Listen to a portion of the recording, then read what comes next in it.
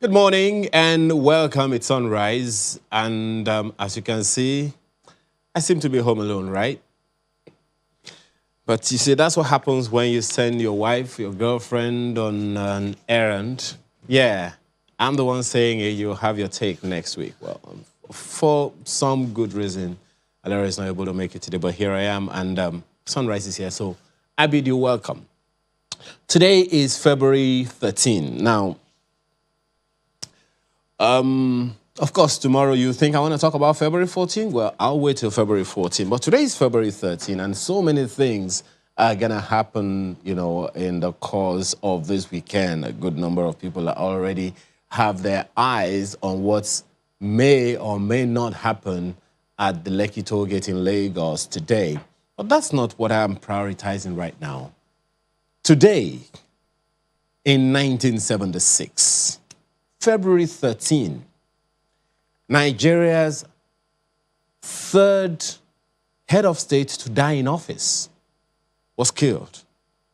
1976, February 13. And that's talking about Murtala Muhammad, after whom the international airport in Lagos has been named, along with so many other national monuments. He was killed in that failed coup of Bukasu Kadimka, along with his aide-de-camp, Lieutenant Akintunde Akinshenwa.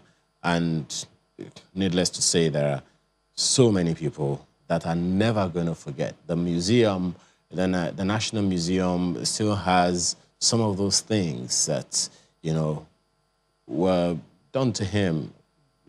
The vehicle in which he was killed still remain as much in the very state that it was as possible. But then that is what it is. And he was actually the one that began the process for the Second Republic to begin, which the government that followed his, led by Olusegun Obasanjo, continued until the handover in 1979 to a democratically elected president, Shehu Shagari at the time. But that was in 1976. He was in power between July 1975 and February 13, 1976. Today, again, February 13, the name, when each time 13 comes to mind, I remember Friday the 13th. But today is not Friday, it's Saturday, so scratch that. A good number of people are having their eyes on what is likely to or not happen at the Lekki toll gate in Lagos today. As at yesterday evening, a good number of people have uploaded videos of members of security agencies already stationed at that corridor of Lagos to ensure that there is no bloodletting and no gathering that could lead to any form of unrest. And from rumors, whether or not anything is happening right there now, of course, you may want to mention whatever it is that you have noticed to us at Sunrise CTV. That's our Twitter handle today. Definitely we'll be able to take some of those things on board. So I don't think I should bore you with too much. There's so much to happen today. We have quite a list of a number of things to bring to your attention as we continue the program this morning. One of the things that also comes to mind is that the NIN-SIM registration is still on, and clearly it would seem like the federal government has switched into another gear. So your telecom organization is able to register you 100% from scratch for you to get your national identity number. So whichever telecom service provider you are using, please go to them, go to any of their shops, any of their experience centers. They will be able to register you if you have not registered. So perhaps that will help us to reduce the gathering of too many people at the same spot, at NIMC offices or anywhere else. And don't forget, there are 203 registered, licensed people or organizations that the federal government has empowered to collect national identity numbers. Some are doing it privately and all of that, but the telcos are definitely part of the people that can do that for you. So maybe that should reduce the stress with all of the talk about it. Most certainly, it is something that we want to consider. Don't also forget that it is now part of what the federal government is considering. If you are going to sit for JAMB, say it is expedient that you have a national identity number. Nothing to rush. You have a phone number. Already you are one step ahead of the pack. So let many people also know as well that they can do that one. Just go to your telecom service provider and register for your national identity number. So with those few words of mine, I hope I've been able to convince you. Okay, so what are we talking about today? Let's begin with the national security versus identity politics. That's not unconnected with all the various calls by various regions that everybody return to your fatherland and stuff like that. In the course of the week, we heard that 4,000 herders moved from down south to Kaduna State. Well, as time progresses, we'll be able to find out just how far that is and what's the government doing about it, what's the Kaduna State government doing about it, how we're mending fences, what's responsible for all of that. It's all in this conundrum called identity politics. Of course, we will be visiting, definitely today what's happening at the NSAS. But then there's this one, Food Systems Summit Dialogue. There's been that talk since the beginning of last year that as a result of the pandemic, which resulted in the shutdown of the economy, there is likely to be food shortage. Is this anything to do with that? More of that communication we'll be having this morning. And then we'll also keep an eye on virtual currency boom. What is that about? What does it mean? How do we progress from there? Of course, just stick with us. You'll be able to know what we're talking about. And then we'll naturally close with the Artist of the Week. We are going into the movies. Who is this fellow? More of that when the time is right. So that's the lineup for today. We are back in a moment to take on the issues, so stay with us. Oh, by the way, get your cup of cocoa or cocoa.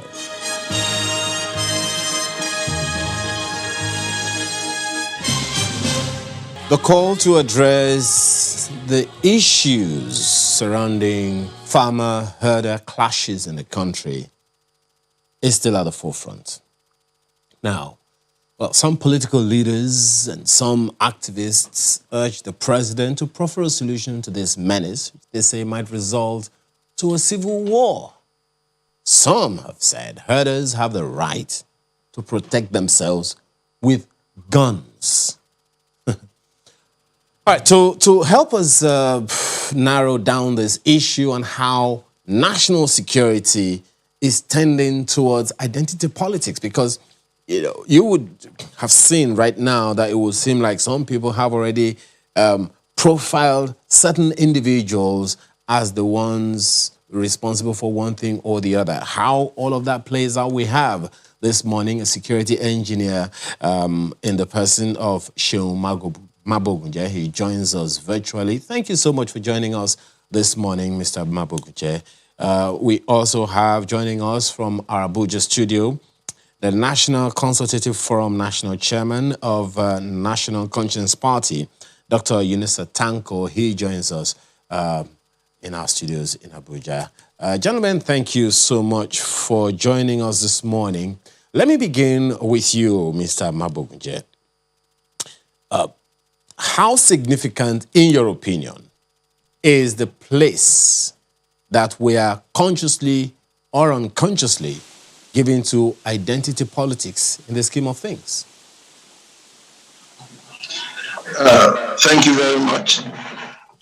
Yes, I think that you cannot deny the fact that Nigeria as a country is made up of about 300 different tribes. or ethnic groups, sorry, with their language, their culture, their history, which is unique to them and therefore cannot be wished away. We have been brought together as a country by the colonial masters, but our identity as Yoruba, Hausa, Fulani, Igbo, Kanuri, or whatever remains our identity. And we need to always be ready to have an honest discussion about this so that when we come together, we recognize who we are and we respect and appreciate each other's preference. And that's what I call the issue of, national, because we have two major issues, that of development and that of nationalities. And if the nationalities do not feel comfortable in the space, then there will always be tension. And so it's not something you can wish away. It's something that has to be discussed and discussed continuously. So the identity problem still lies with us 60 years after independence. Well, clearly, from what you're saying right now, it would seem like even before the conversation about coming together as a nation, it was never, it perhaps wasn't seen as an issue. But let me ask Dr. Yunusa Tanko the same question. In your opinion, how significant is the conversations going on in Nigeria, especially in our politics, is the identity question? Thank you very much and good morning, Nigerians. I want to differ a little. Yes, that we are diverse in our tribe and tongues and all. But at a point in time, people can be brought together one way or the other. There are other countries who have a larger population and a larger different ethnic groups, and yet they are living together without any problem. I think our problem is our leadership.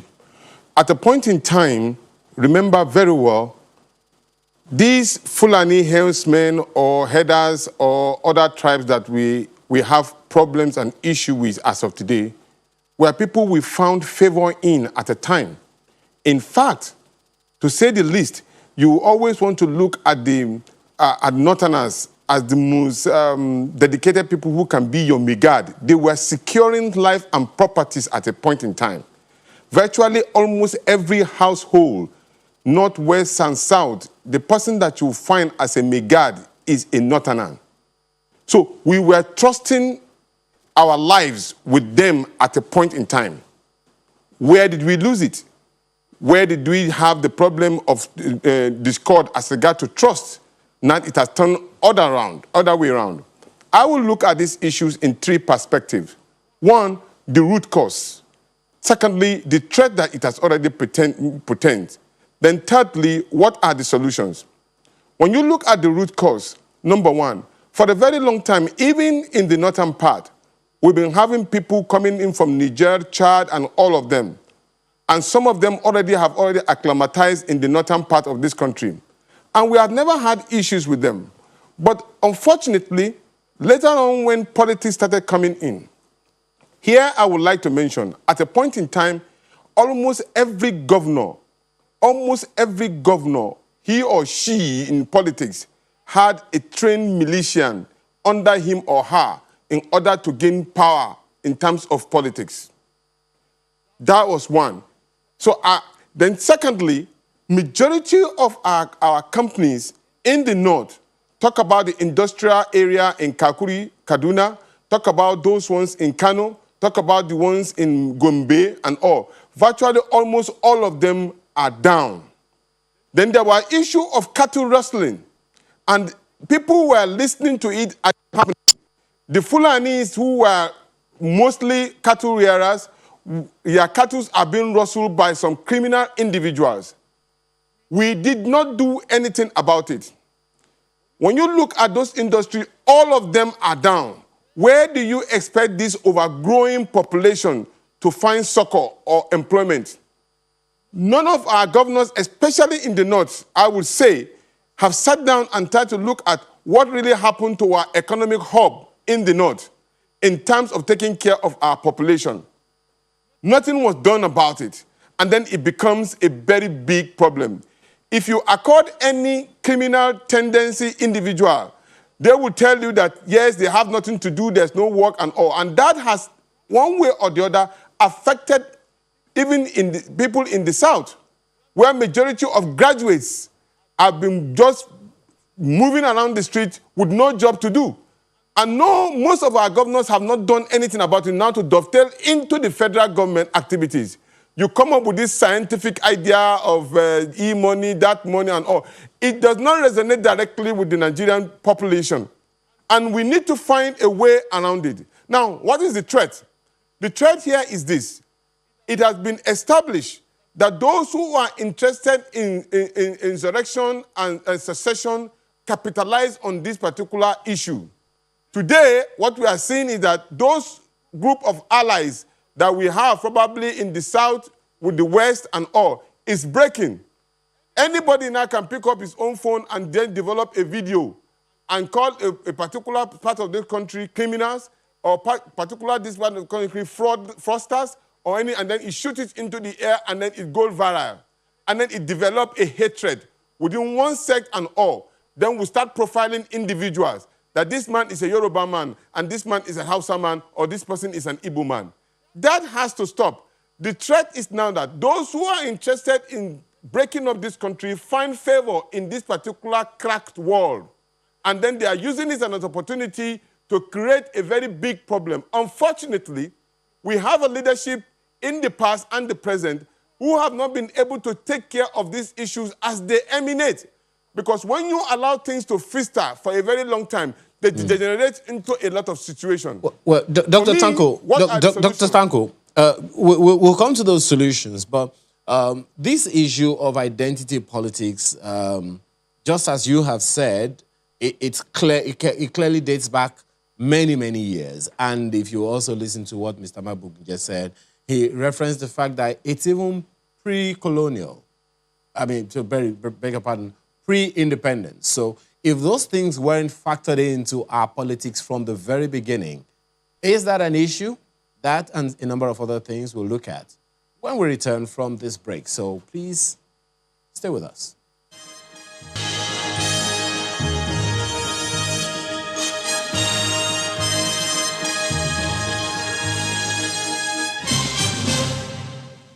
Thanks for staying with us. Chief Godi Wazirike also joins in the conversation now. He is a lawyer, former president of Igbo think tank group Kaikenga, and also a delegate at the one of the previous national conferences. Thanks for joining us this morning, Chief Wazirike.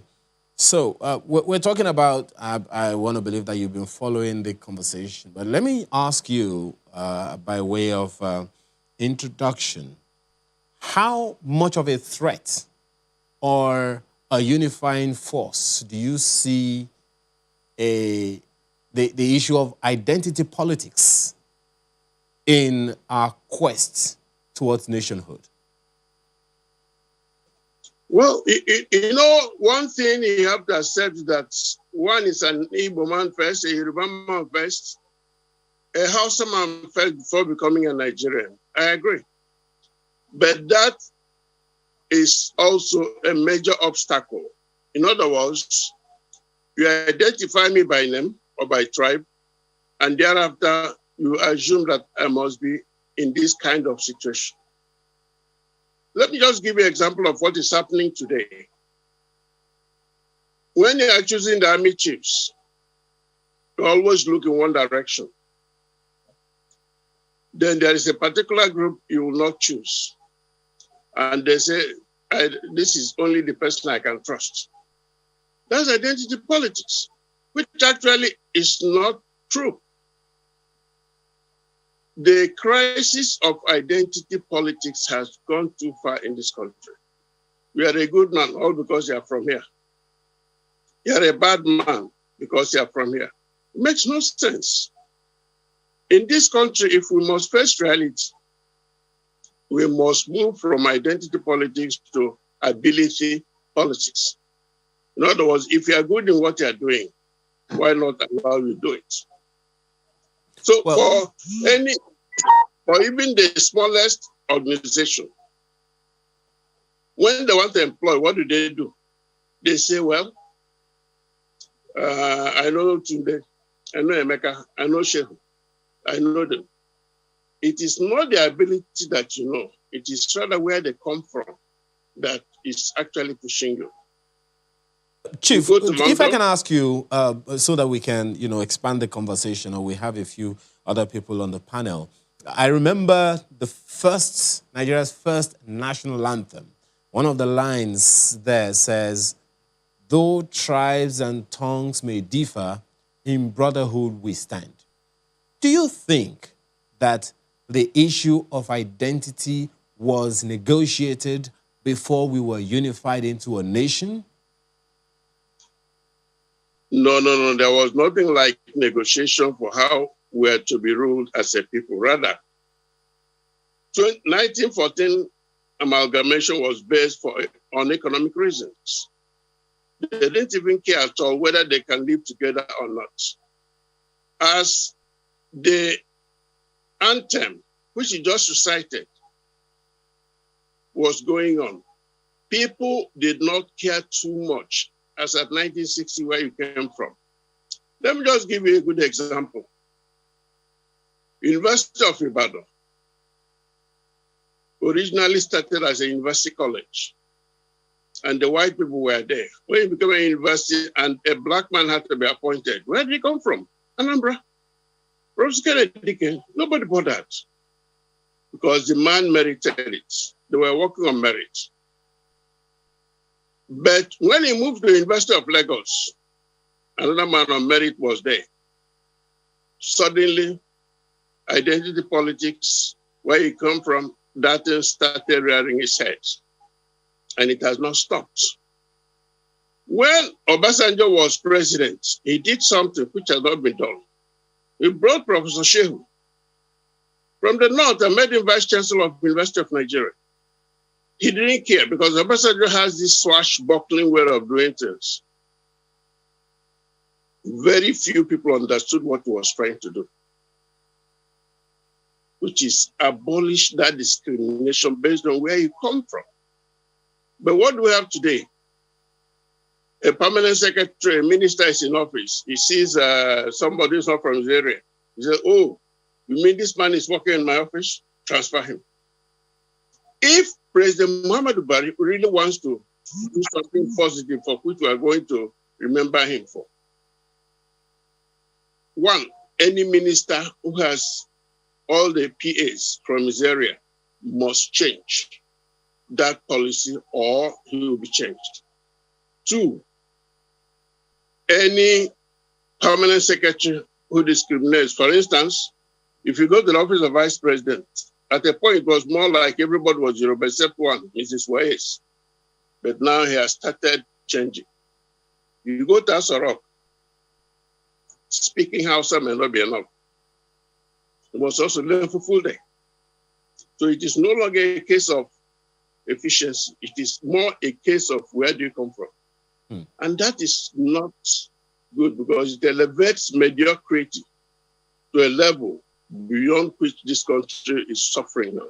All right, then. Thank you, Chief. But Mr. Mabukunje, perhaps the attempts of the federal government to identify or unify the nation by recognizing the different identities and balancing things, or balancing politics, if you will, was the reason for the Federal Character Commission.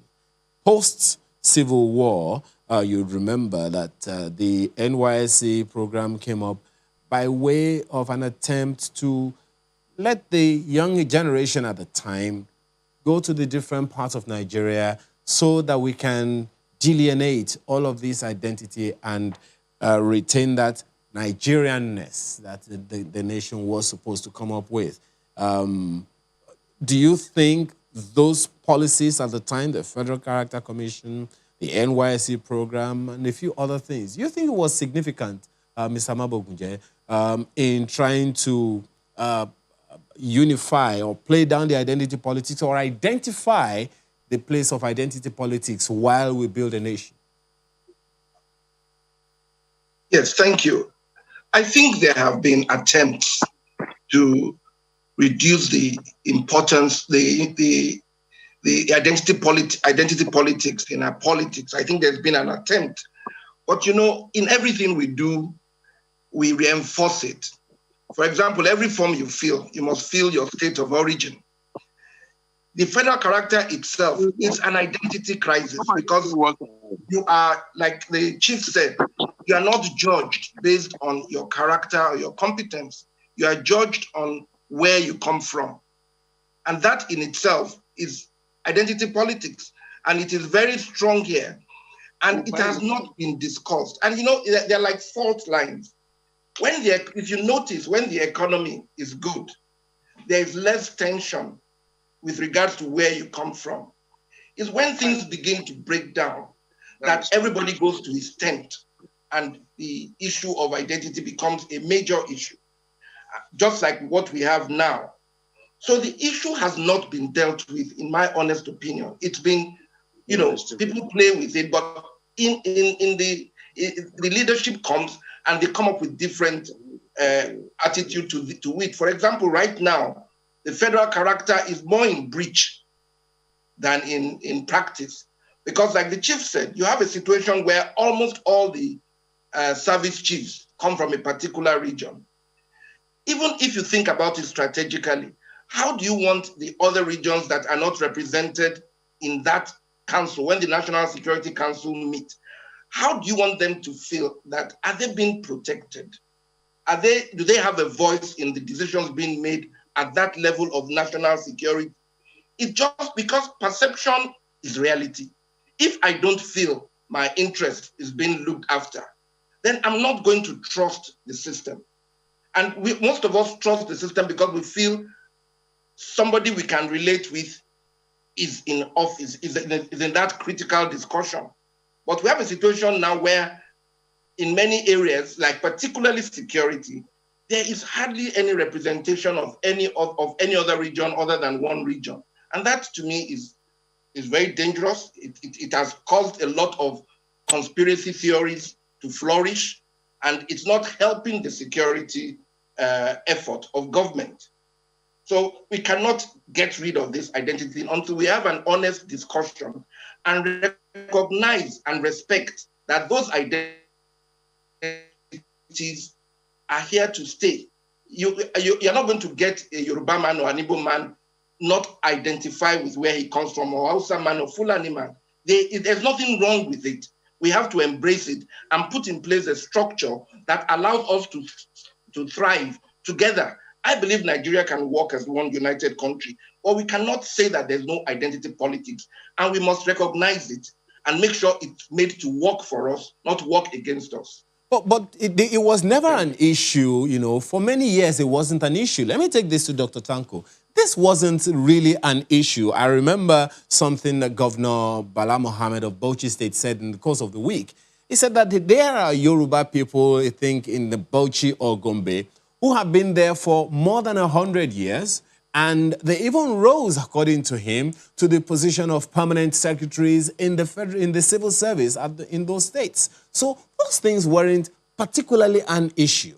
You have also referenced the fact that very many different Nigerians live in areas where they do not have, origin. The governor of Oyo State also said, at a public forum, that the Seriki in Ibarakwa or Okiogun area of his state has been there for a minimum of 40 years. Chasing him out of Oyo State is not, something to be considered. And of course, we can go about, you know very well that there are so many Igbo people in northern Nigeria doing business very well established. To ask them to leave, I don't know what's going to happen to their politics and to their economy and the economy of the environment where they live. There has been intermarriages, we live together, we work together, we play together. So what then, after so many years, is responsible for playing up these identity sentiments that are working against our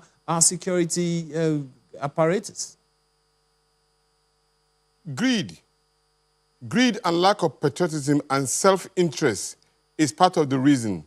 And I give you a little story. I remember our father, Madam Tonkoyaka saying, was saying at a forum that at a point in time when we are trying to get the North to be westernized in education, using Western education to kind of help to meet up the gap within the South and the North.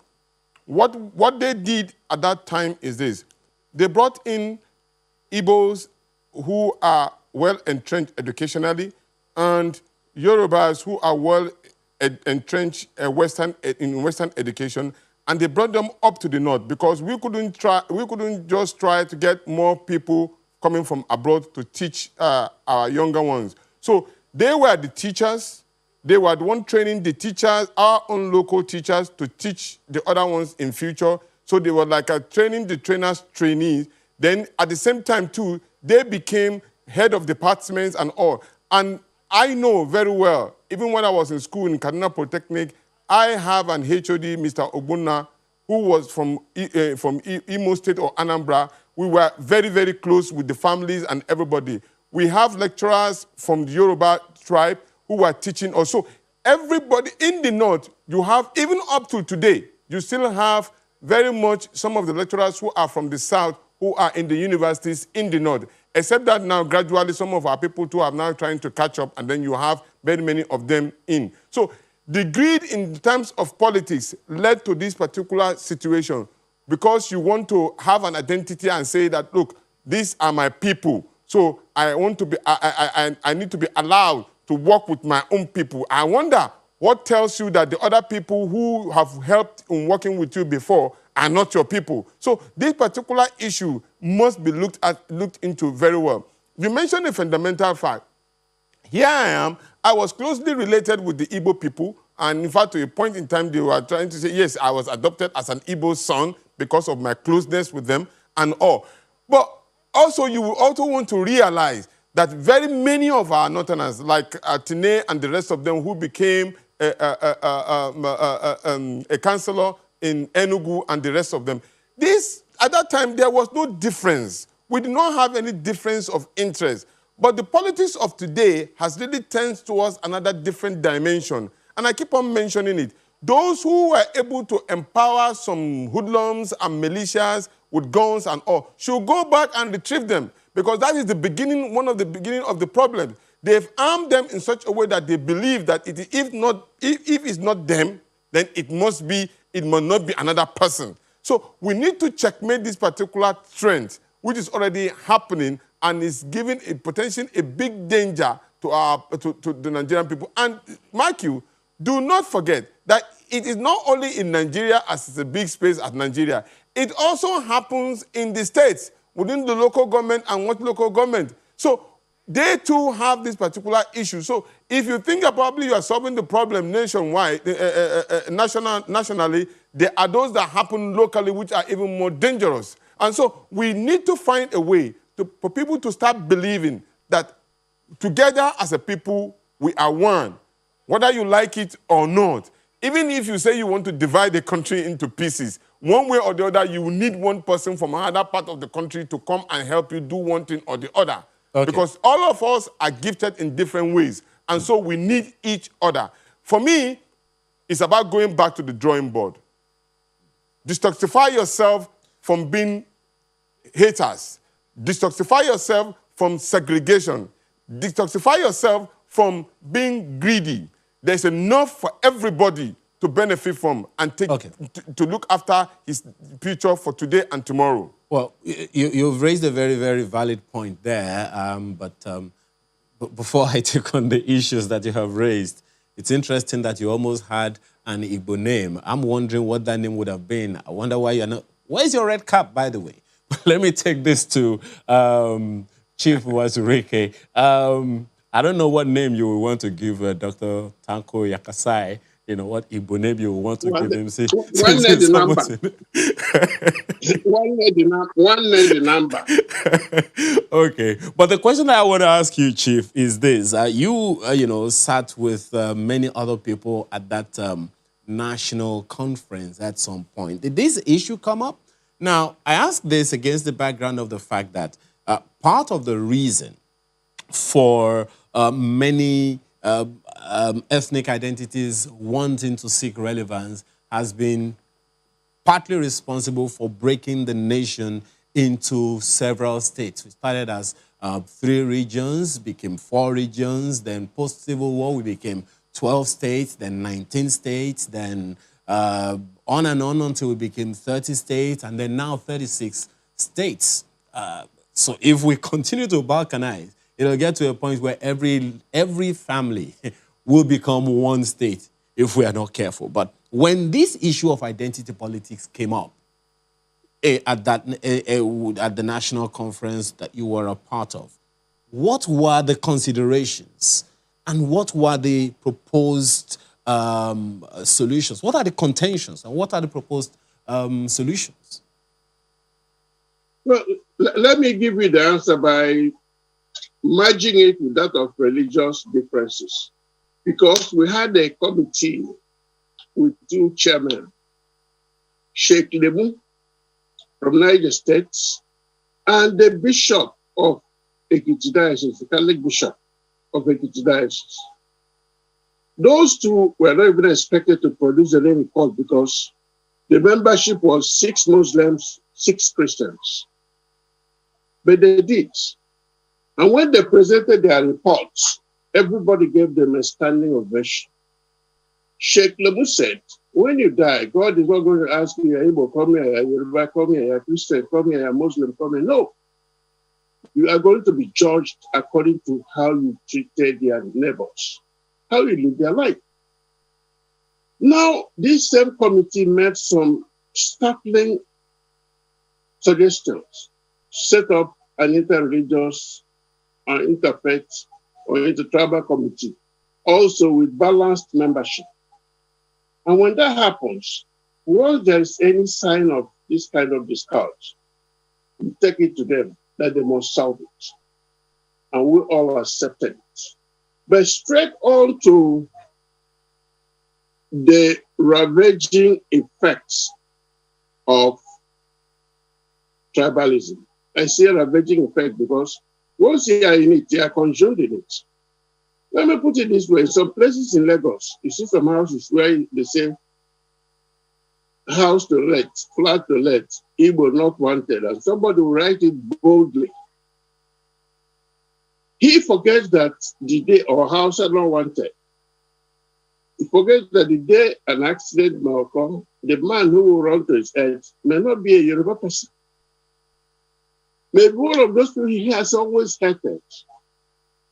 Now, any enlightened person who comes to leadership, you notice it. I'll just give you one example. Fashola went to the University of Benin where he read law. His roommates were Igbo. I wouldn't name them. They know themselves. And he continued to relate with them. When he became governor, he inherited Ben Akabeze, the commissioner, from Ashwaju. And Ashwaju said, I want the best. What did Fashola say when he came to see us in Akiki? He said, look, this man is the best brain possible. What if Fashola had said, oh, Omo Igbo, why should I take an Igbo man? No, Ben is now, by his performance, he's now at the federal level. And before he was appointed, the person who was there because of his tribe. And he messed up the first year of Buhari's budget. And as soon as Ben came in, because of his ability, he is now being looked at as a guru. Now extrapolate it to our individual lives. In many offices, private offices, we look for the best brains. But when we're in power, what do? I must get somebody in the Senate to do. I must get a special assistant who's my cousin, a PA who is my son, a DC who is my son, a that who is my son. What efficiency are you planning for? At the national level and at the national conference, issue of tribe always reared, continue to rear its head. And what did we do? We put our feet down. In this country, we must think as well. And straight back to states, creation and so on. Most of us down south actually think there is only 1 or 2 tribes in the north, and that is not so. A state like Bauchi, where the governor is talking about the supremacy or the uniqueness of the Fulani man carrying a gun as of right, carrying AK-47 as of right. Bauchi has over 50 tribes. Adamawa has about 100. And each of them wanted an identity at the conference. I still have a full load of all the letters they now sent in. What were they looking for? Respect. If you give them respect, they will not demand for states. If you give them a level playing ground, they will not demand for states. If you make things equal, things will work for everybody. And what is the problem in Lagos? You have the worries. The worries are always complaining because they are heavily marginalized. The day we have a governor who will say, look, worries were there before everybody. We must be central part of this governance. Things will change. Now, look at what you call tribalism in some states may actually be seeking equality. Look at Benue States. Can the Idoma man never be governor? Look at the Kanuri in Borno. They're always dominating that state. They don't want the Biu people or any other person to be a governor. Some states have been able to find equality and to neutralize that complaint, but others have not. So the day we start moving, yes. Let me just put this to you because I know that we'll probably begin to wind down shortly on this conversation.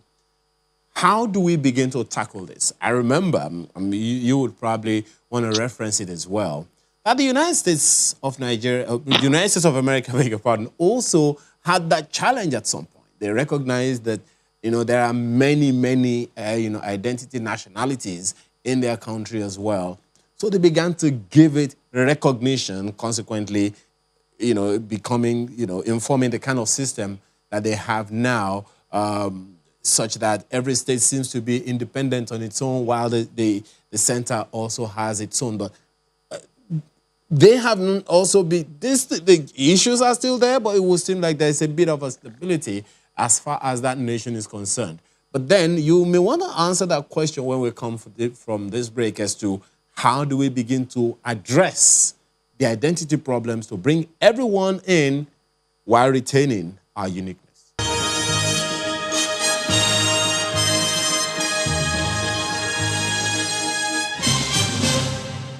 All right, thanks for staying with us. Mr. Mabogunje, there are a good number of countries all over the world that have, of course, I don't think there's any country of the world that has just one tribe or one ethnic group or nationality.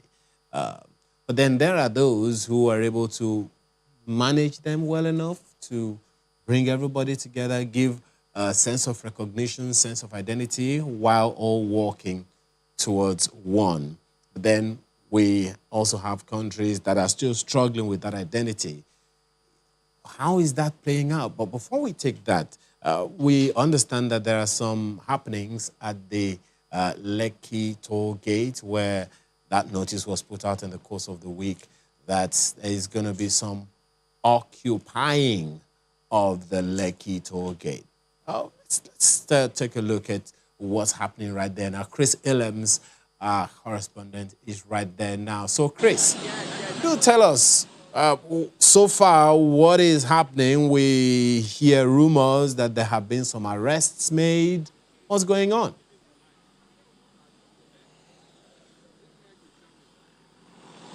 Ayo, good morning. Basically, this place is empty, not as much as people would have expected. Coming to VI this morning, it's a bit very, very somber. The mood is somber.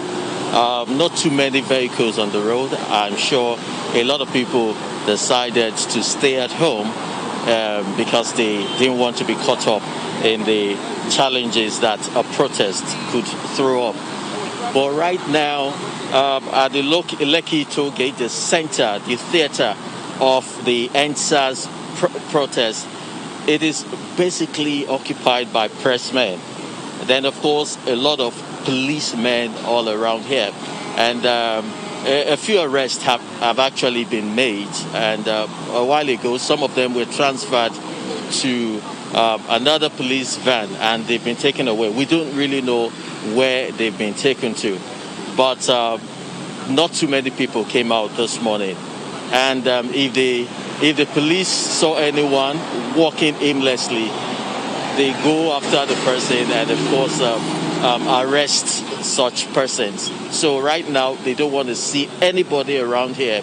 They don't want to see any protester, because once they see you, they definitely would arrest you. So whether you are part of the Occupy Lekki tollgate protest or Defend Lagos tollgate protest group, you could be arrested if the police saw you around. So that's basically it right now. So we're just here waiting. It's the pressmen occupying this place.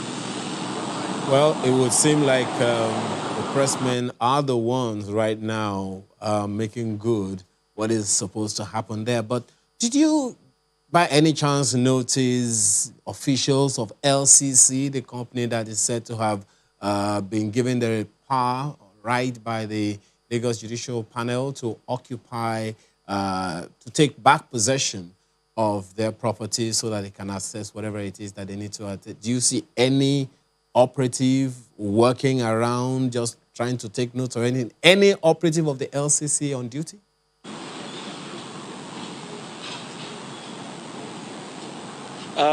If you look behind me, you see one of their vehicles there. It's like an enforcement vehicle. They call it LCC enforcement unit.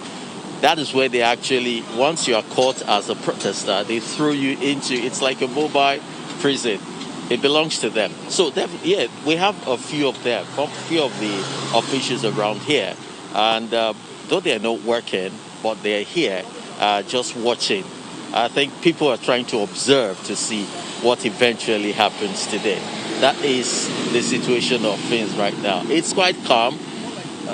Nothing much happening at the moment.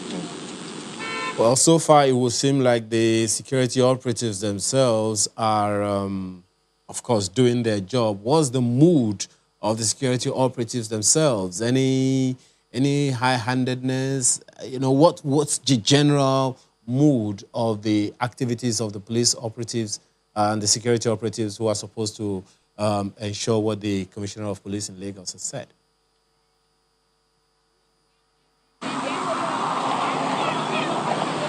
Okay. I got a bit distracted. They are chasing one of the protesters who came around here. He's running away. The mood here is that. Don't mind, Chris, if you can show us. I want to see if my cameraman can actually yes, please capture. Go ahead. Okay, he can't really do that. Okay. He can't capture that right now. The mood here is if they see you, you are in for it. You know, they are ready to clamp down on anybody that is seen as a protester. And that is the case. So if you come in around, because the federal government has already said that they will deal decisively with anyone that will try to foment trouble. And I think that's the posture of the police or the security operatives around here. They're actually working hand in hand with officials of the LCC here.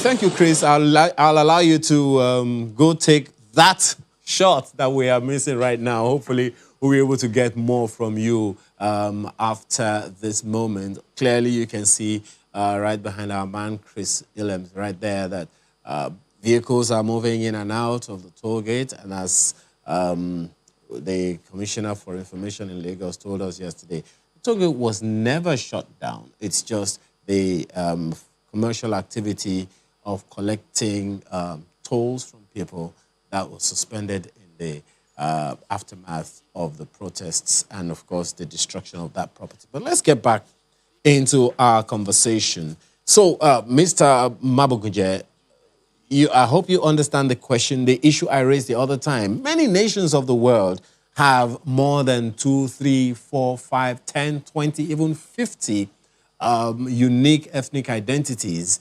Some have been able to work out modalities for living together, working together as a United Nations. Some are having a difficult time doing that, and a good number of them we have where they are, there is civil unrest all over the place, and then there are those who are managing these things well. As a nation, how would you say we are faring in these diverse identities under one nation? And what are the risks? What do we need to do to get it right? Thank you very much. Thank you very much for that question. I think we must accept that identity politics is a reality and it's here to stay. It's not going to go away. So long as I remain a Yoruba man, Chief remains an Igbo man, Alhaji Tanko remains an Hausa man. So long as we are unique nations, there will always be identity politics. But identity politics in itself is not a negative thing. Neither is it a positive thing, it's a neutral thing. After all, we all enjoy when we watch the cultural displays, dances. It's part of the beauty of Nigeria that different groups can come together and allow their strengths and diversity to show up. But if it is not well managed, it can lead to a crisis. And so the management of that diversity is the problem we have today, not the identity politics. A government comes in and must always be conscious that you are dealing with various nationalities. That is not, we can't have a unified people in Nigeria because we are different. So any government that comes in must be extremely sensitive to the diverse nature of the country and put in place structures and policies that recognize the diversity. When that is done, then the strengths will come together and you will have a beautiful country. Because every human being there has the equal rights, equal recognition. There's no discrimination. The minute you start to make a section of the country or whatever begin to feel discriminated against or not having the same right any other person, that is when the country, there will always be the fault line of national identity. But if everything is working harmoniously, if the economy is thriving, those fault lines, the tension that comes from it will be minimized. But once there's a problem, I mean, like even in the US, you could see that because of the leadership of Donald Trump, the fault lines that have always been in the US reared up their ugly head and the country went into a kind of crisis.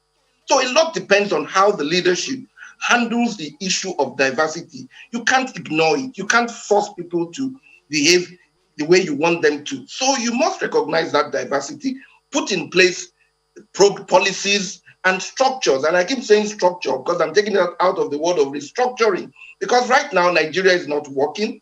Each time there's a problem, the identity politics becomes a negative tool.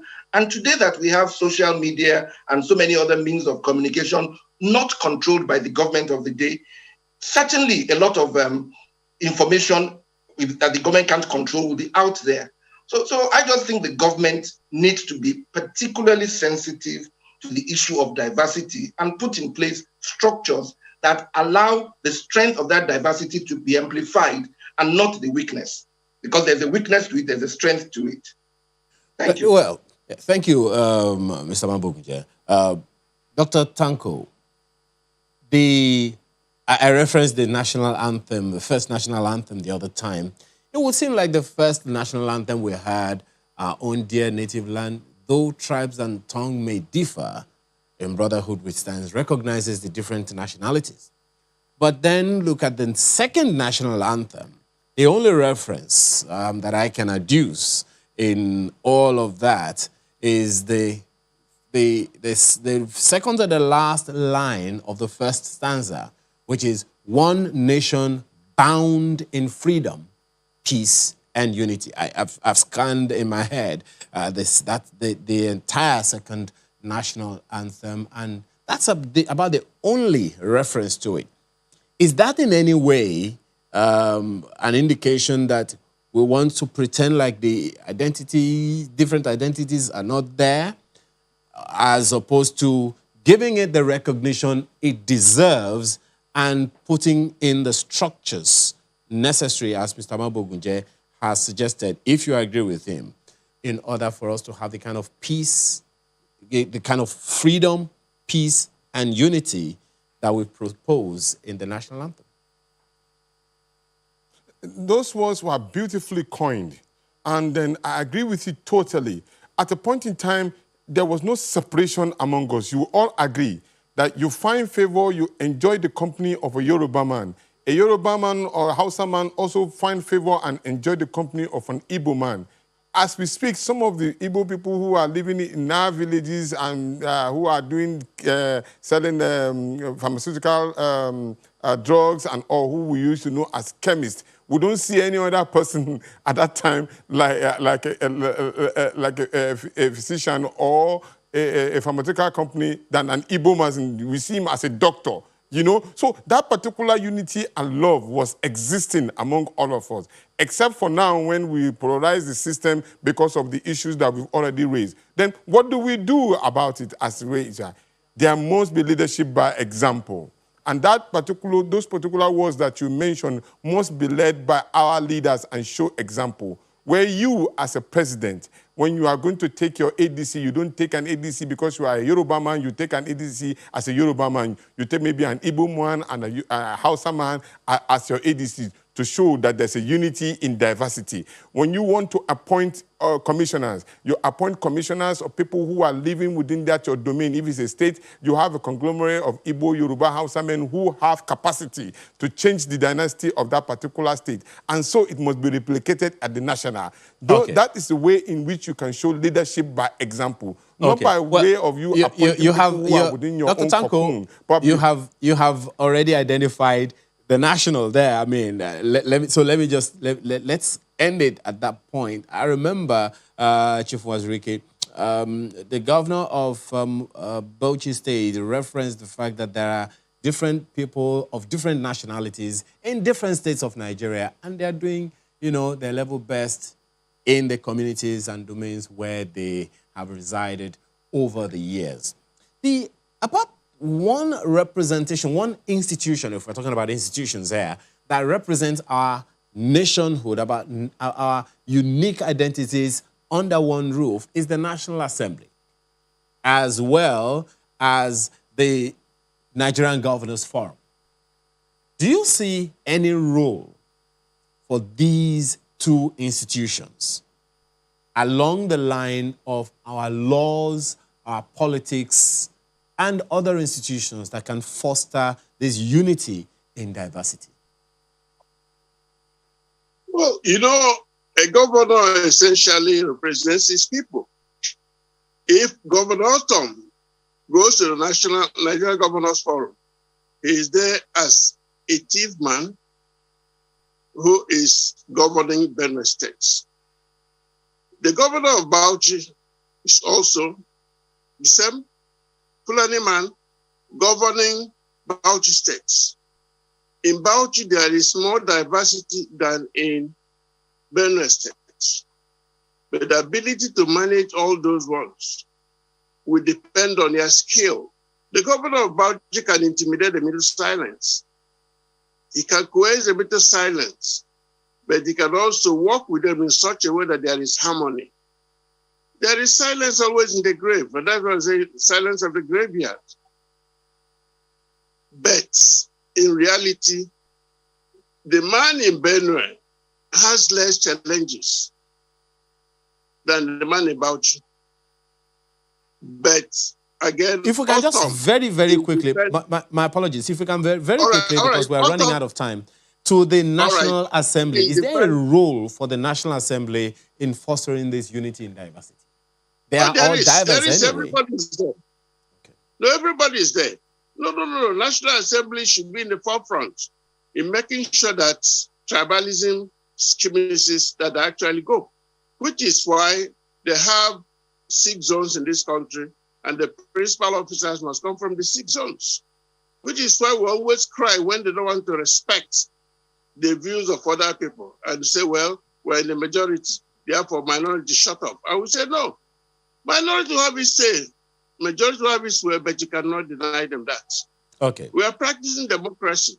Even the man with one vote is important. All right. So, well, we have to thank you. My apologies, Chief Wazirike. We have completely run out of time, but this has been a beginning of conversations along the same line. I have to thank you very much, gentlemen, for being a part of the conversation. Chief Godi Wazirike is a lawyer, former president of an Igbo think tank, Akaikenga, as well as a former member of the National Conference. Mr. Shiomabo Gunjai is a security engineer, as well as Dr. Yunus Tanko, who is spokesperson for National Consultative Forum. Gentlemen, thank you so much for your time and thoughts. Another issue beckons in a moment after this break. Do stay with us. Well, thanks for staying with us. Clearly, there are so many issues to address in our nation at every given time. Of course, we have brought you that report of youths who wanted to protest at the Lekki toll gate at the heels of the verdict given at the Lagos Judicial Panel Inquiry on the reopening of the handing over of the Lekki toll gate to its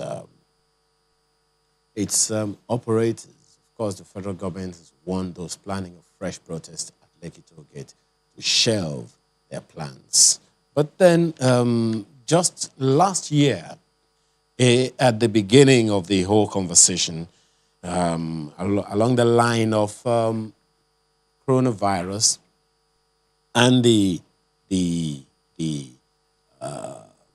shutdown, the lockdown and all, the next thing that was necessitated was, excuse me, the issue of food security. So a good number of people, had proposed at the time that we risk food shortage in our nation because once there is a lockdown, that's it. No one is able to go to farms and no one is able to produce as much as we need to. But recently, the federal government announced its collaboration with the United Nations on tackling hunger and malnutrition affecting Nigerians with food systems dialogue. Now, what exactly does this mean and how are we supposed to be taking all of these on? We have a number of people joining us this morning. We begin with the retired director from the Federal Ministry of Agric and Rural Development and currently providing the technical support to the national convener on the implementation of the national dialogue. He is Alhaji Aziz Musibao Olumuyiwa. He joins us this morning along the line. Thank you very much for joining us. We also have with us this morning Olushola Idowu, who is National Coordinator, Nigeria Food Systems Summit Dialogue and Permanent Secretary, Ministry of Budget and National Development, as well as Fred Kafiro of Food and Agricultural Organization. He is the country representative. He joins us from our Abuja studio. Ladies and gentlemen, thank you so much for joining the conversation this morning. Let me begin with you, madam. First of all, this National Food Systems, what is it about? Okay, thank you so much for having me. It's a National Food System Summit Dialogue. And it's not only happening in Nigeria, it's a global activity. And it's in response to the United Nations Secretary General call on member nations to organize food system dialogue that will enable us to chart a pathway for sustainable food system by 2030. And the uniqueness of this dialogue is the fact that it's not only just going to be participatory, but it will be all inclusive. Also, it will be bottom it's not only going to be top-bottom approach, but bottom-top approach. It will carry everybody along, assign responsibility to all actors, and it will also form a subset of our development plan and guide for budget planning and implementation. And it also form the basis for support by our development planners. I've been appointed as the national convener, and my role is to ensure that I organize and coordinate the UN Food System Summit Dialogue in Nigeria. And immediately after the appointment, I brought together experts, actors, stakeholders to form a core team.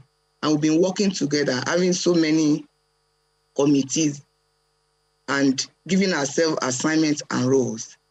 And so the essence is that the Food System Summit that is going to take place in New York by September 2021. So it's one of the activities leading to that Food System Summit. So we are going to be organizing dialogues nationally, sub-national, and even encouraging individuals to also come on board to organize independent dialogues. So that in essence is what the Food System Dialogue is all about. Thank you. Word there for now is the first, which is food.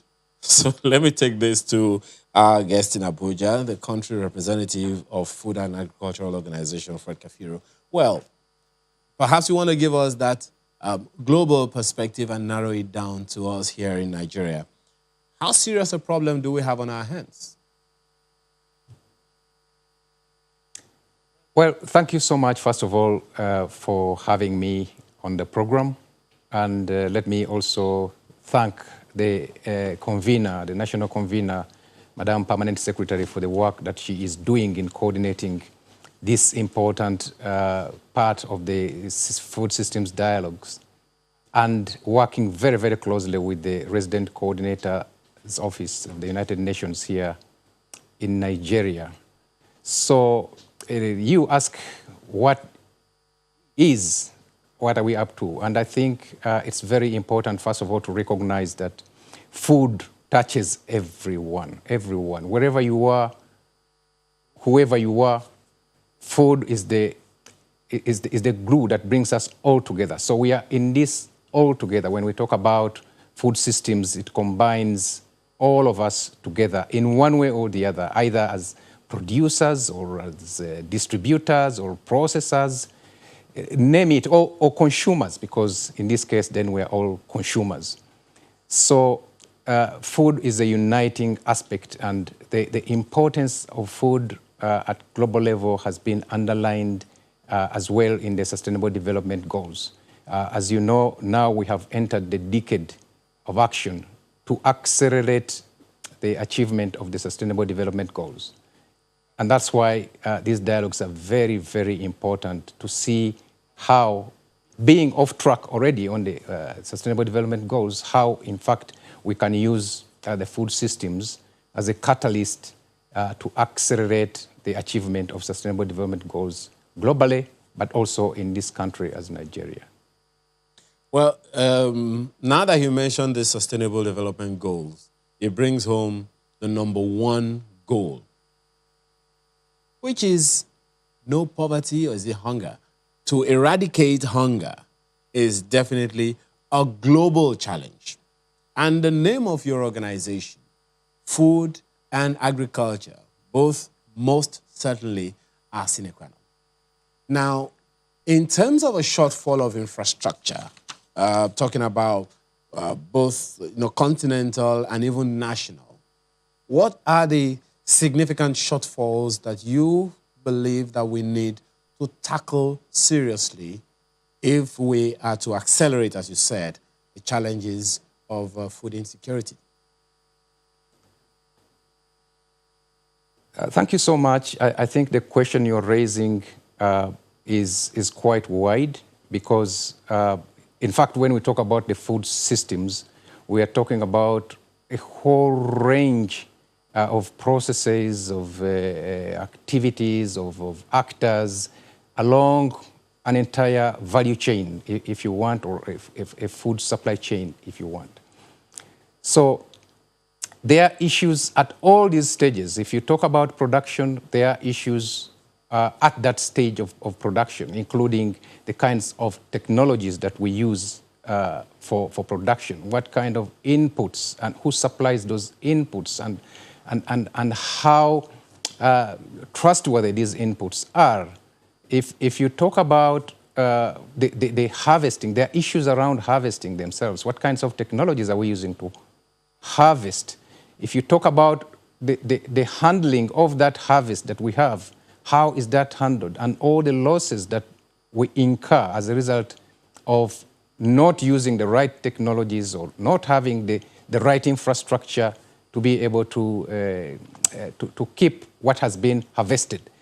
Now you move to another level of aggregation, of distribution. There are all those infrastructure-related matters which no one single sector, no one single actor can deal with, but where you need collectiveness of different actors, sectors, stakeholders working together. When you move to other aspects of consumption, the consumption has lots of issues that we have talked about before with regard to wastage, with regard to consumption patterns, who eats what, why, and is what they're eating healthy?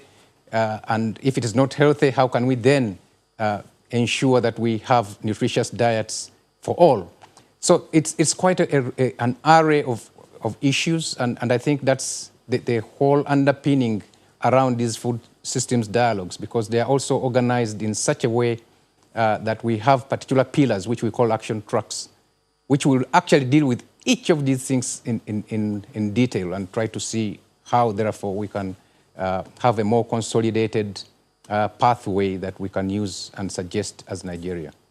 Well, quite a big nation that we have on our hands, 200 million strong and more.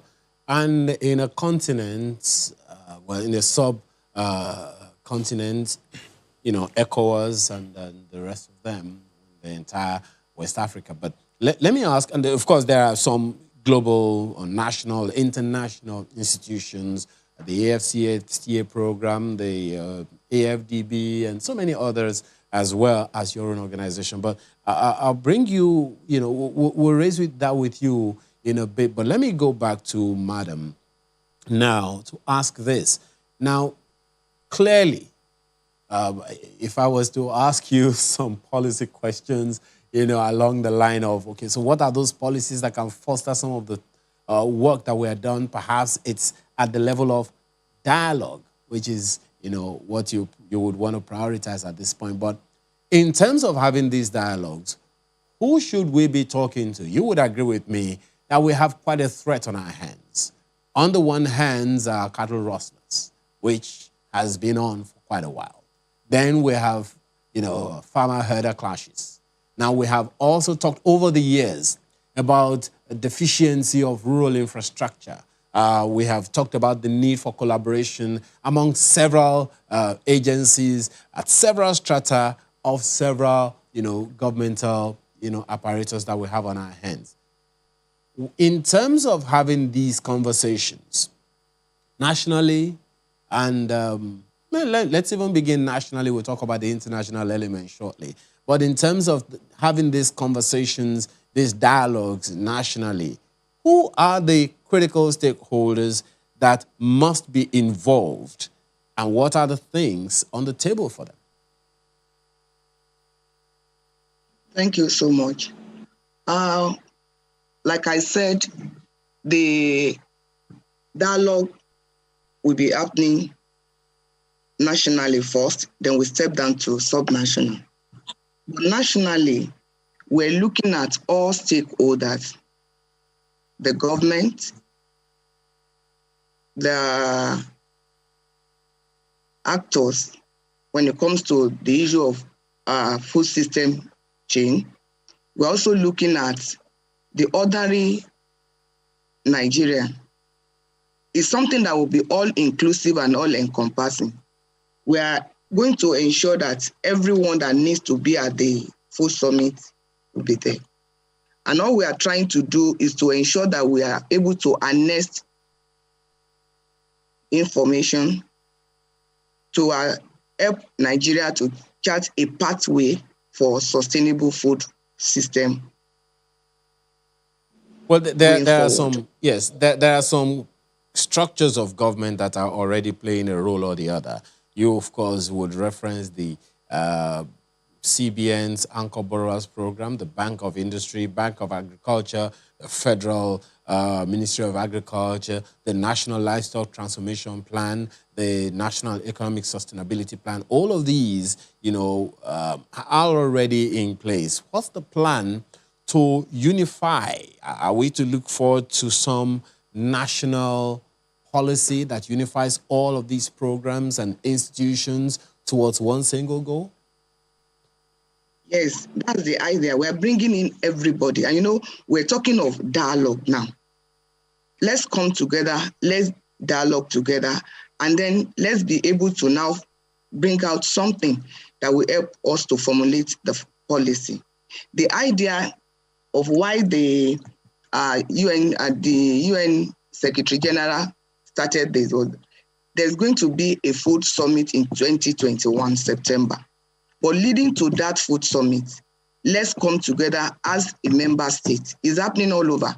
Let's come together as a member state to find solution for our own food system. And that's why the food system summit dialogue, the first one we're having, which is the inception one, is talking about food system challenges in Nigeria, where we are and going, how do we get to where we want to get to going forward. So we are going to be harnessing all these actors in the food system: government, private sector, youth, women, everyone. We have to come on board to ensure that we have a robust discussion. That's the whole essence. We have a robust discussion because the whole essence is, for example, the inception dialogue that is happening on the 23rd of February is going to be such that we have a lead presenter linking the 5 action tracks given by the UN. And then we have the presenters to talk about the different action plans. But the most important is the discussion group. So we're going to break out into discussion groups comprising of all these actors, because when you are registering, you must have told us, I want to belong to this action group. So by the time we finish the discussion, we'll be able to harness that information and put it forward as a country. Yeah. Thank you. Well, madam, it's a lot of work. And I would want to harvest as much information for the viewer right now who is also listening to you as possible, so that everyone can see and know or identify a place for them in all of this conversation. But we'll do more of that after this break.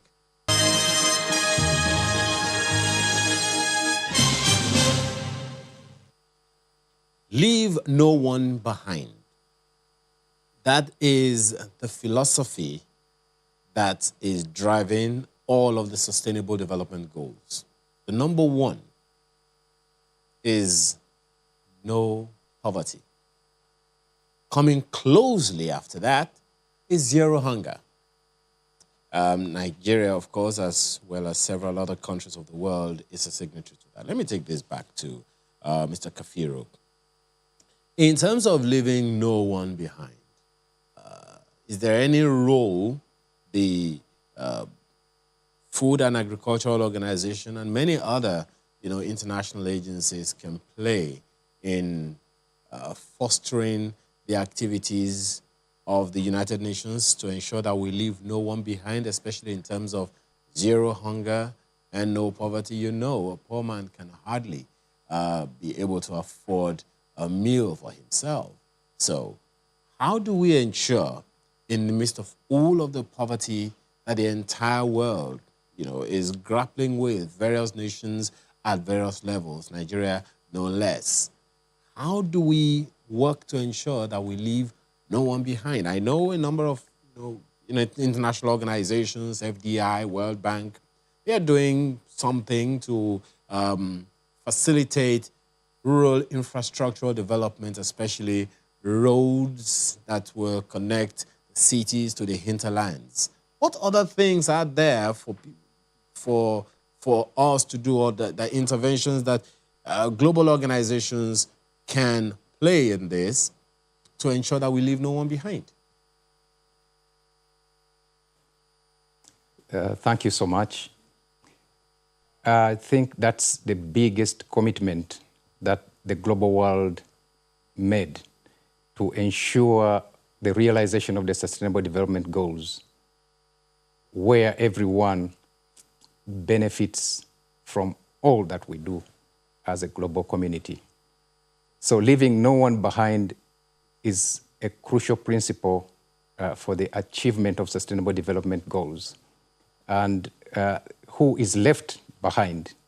I mean, there's a lot of people who have been marginalized because of circumstances, who have been deprived because of structural issues, whether they are policies or legal frameworks, or just because they live in abject poverty, because of where they are located, or because of the nature of the circumstances in which they find themselves.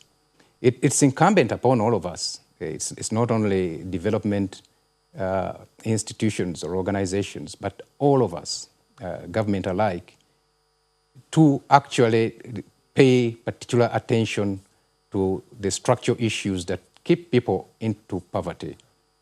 And this, of course, exacerbates the food security and access to nutritious food, if indeed they are marginalized and are not catered for. So it's a challenge for all of us, first of all, to identify these people wherever we are, and we know by virtue of our cultures, for example, there are cultural issues that in fact marginalize and deprive certain segments of society.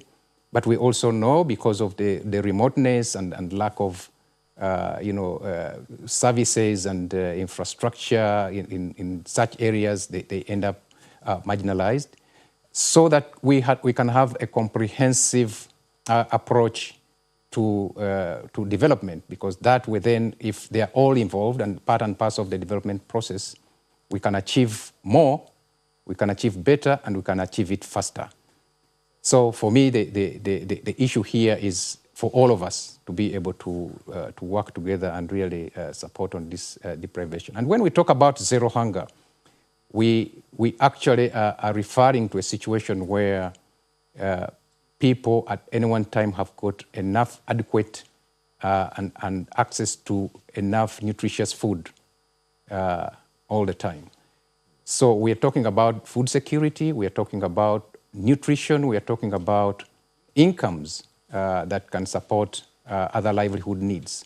And it's very important that we recognize that aspect. So in the dialogues that we're going to have, actually, all these issues are very well structured in terms of, as I said, pillars of focus, where the first pillar will actually be looking at ensuring access to safe and nutritious food. What do we need to do? It's not only one perspective that is giving their views, but it's a variety and multiplicity of stakeholders that will come together to actually discuss that kind of subject and decide, therefore, how do we move forward with regard to ensuring access to safe and nutritious food. Then we have another action track which talks about shifting to healthy consumption patterns. So all these aspects will address many of these things that, in fact, you were asking about. How then do we bring up all these people that are deprived? I like the first, structure, or the first of the points that you mentioned, which is how do we get nutritious food to people? I think the answer is simple. Getting from the farm to the table. Sounds simple, right? But you will agree with me that it's a very, very complex journey. But let me ask Alhaji Olumuyiwa about that one. Alhaji, you retired from the Federal Ministry of Agriculture and Rural Development. So the rural development part of it is what I would want to take you up on. How significant a challenge do we have on our hands in terms of the rural development gap in order to speed up or fast track the journey from farm to table? Yeah, thank you very much. Thank you very much, Mr. Moderator. And I also want to quickly thank the convener of the program. That is the Permanent Secretary in the Federal Ministry of Finance, Budget and National Planning. And I'm very excited that we are hearing this to bring it to the attention of the Nigerians, the food system dialogue, which we are planning to implement. First, let me quickly go into the question, then I will now quickly round it up with some other issues which we raised before. First, I want to say, when you look at the master plan for the implementation of the provision of rural infrastructure in Nigeria, we are needing up to trillions of dollars. The implication is that when you look at the current budget of the Federal Ministry of Agriculture and Rural Development, because I was once the director of rural development in the Federal Ministry of Agriculture and Rural Development, when you look at the current budget, you will discover that the current budget of 30-something billion may not even be enough to do two local governments in a particular state. To be able to do this, in addition to the fact that the Federal Ministry of Agriculture and Rural Development is currently building roads, constructing bridges, making sure that we have rural infrastructure like rural light, rural powers. The Federal Ministry of Agriculture and Rural Development is trying to adopt a strategy that we make sure that rural infrastructure is dedicated in area whereby we have staple crop.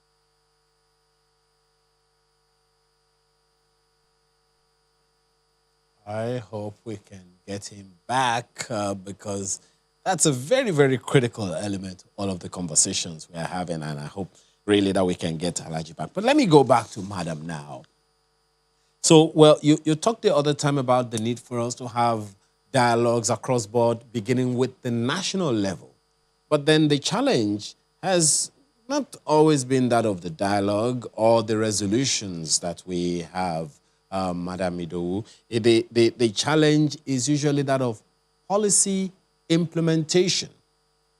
But we'll come to the implementation part because I know that Mr. Olumuyiwa is working with you in the providing some technical support in terms of the implementation of the dialogue. But then in terms of the subnational conversations, who are the people, critical elements that we're supposed to be talking to, and has the initial conversations begun? Because you know that we have farmer-herder clashes on our hands, and these are critical elements in the entire conversation. You know, most of the people that will execute, that will be part of the execution of the recommendations that you make at the various dialogue levels are going to be in the farms, in the companies, in the factories, all ensuring that the systems that you put in place are not just they do not just start, but they are sustainable. So, in terms of subnationals, who are the people that we are supposed to be talking with?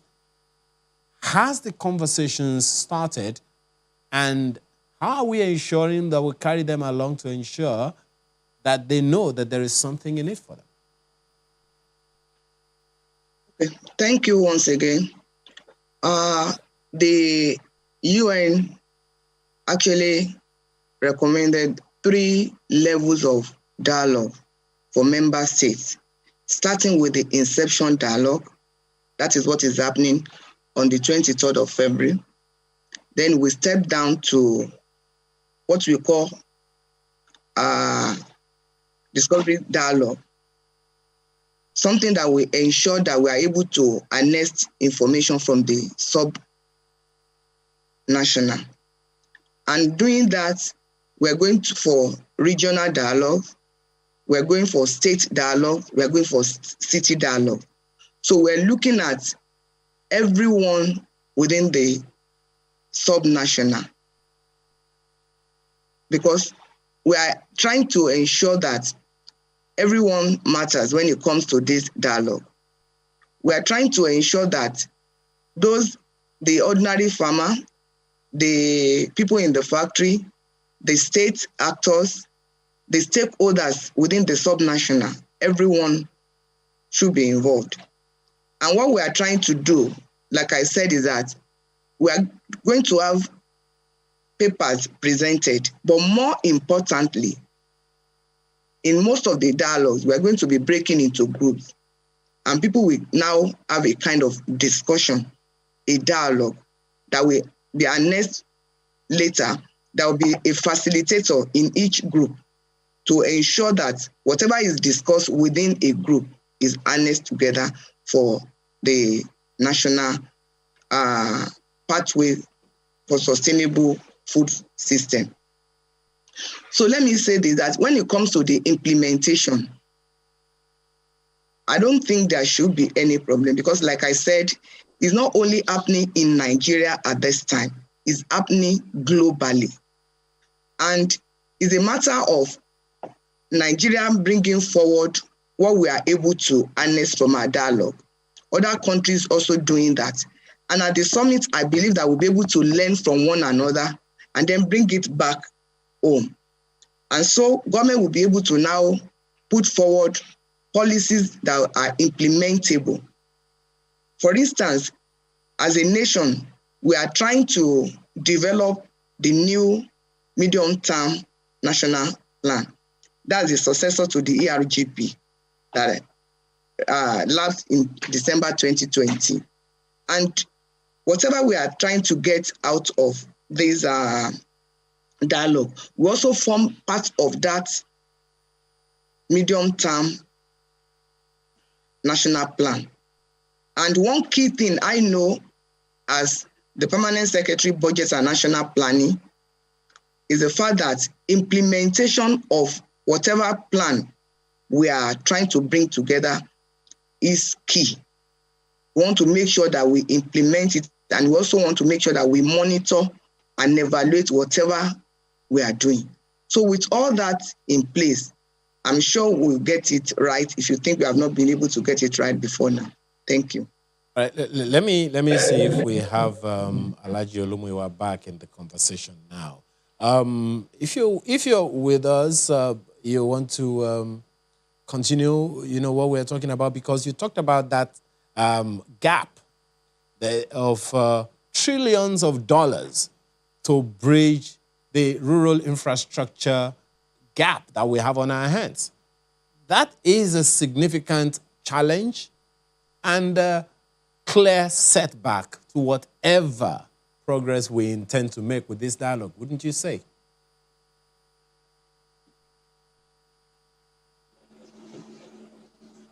Alhaji Olumuyiwa, that's for you. Yeah, thank you very much. I want to say that, like you have said, and as I was talking before, and I was saying before, government is trying to implement this special agro-industrial processing zone, whereby you have the producers, the processors, the aggregators, the marketers at the same time. The rural infrastructure will be dedicated in this same area, whereby the producers will have the opportunity, they won't have to travel for a long time, and before getting to the off-takers, that is the anchor investors. To these, several companies, several industries have indicated interest to participate in this special agro-industrial processing zone. With this, we will be able to dedicate the rural infrastructure in areas whereby it will be needed. Like, for example, the Kadawa valleys, where they are producing in Kano, where they are producing a lot of tomatoes. Rural infrastructure that will support the processor in that area. the producers in that area, the farmers in that area.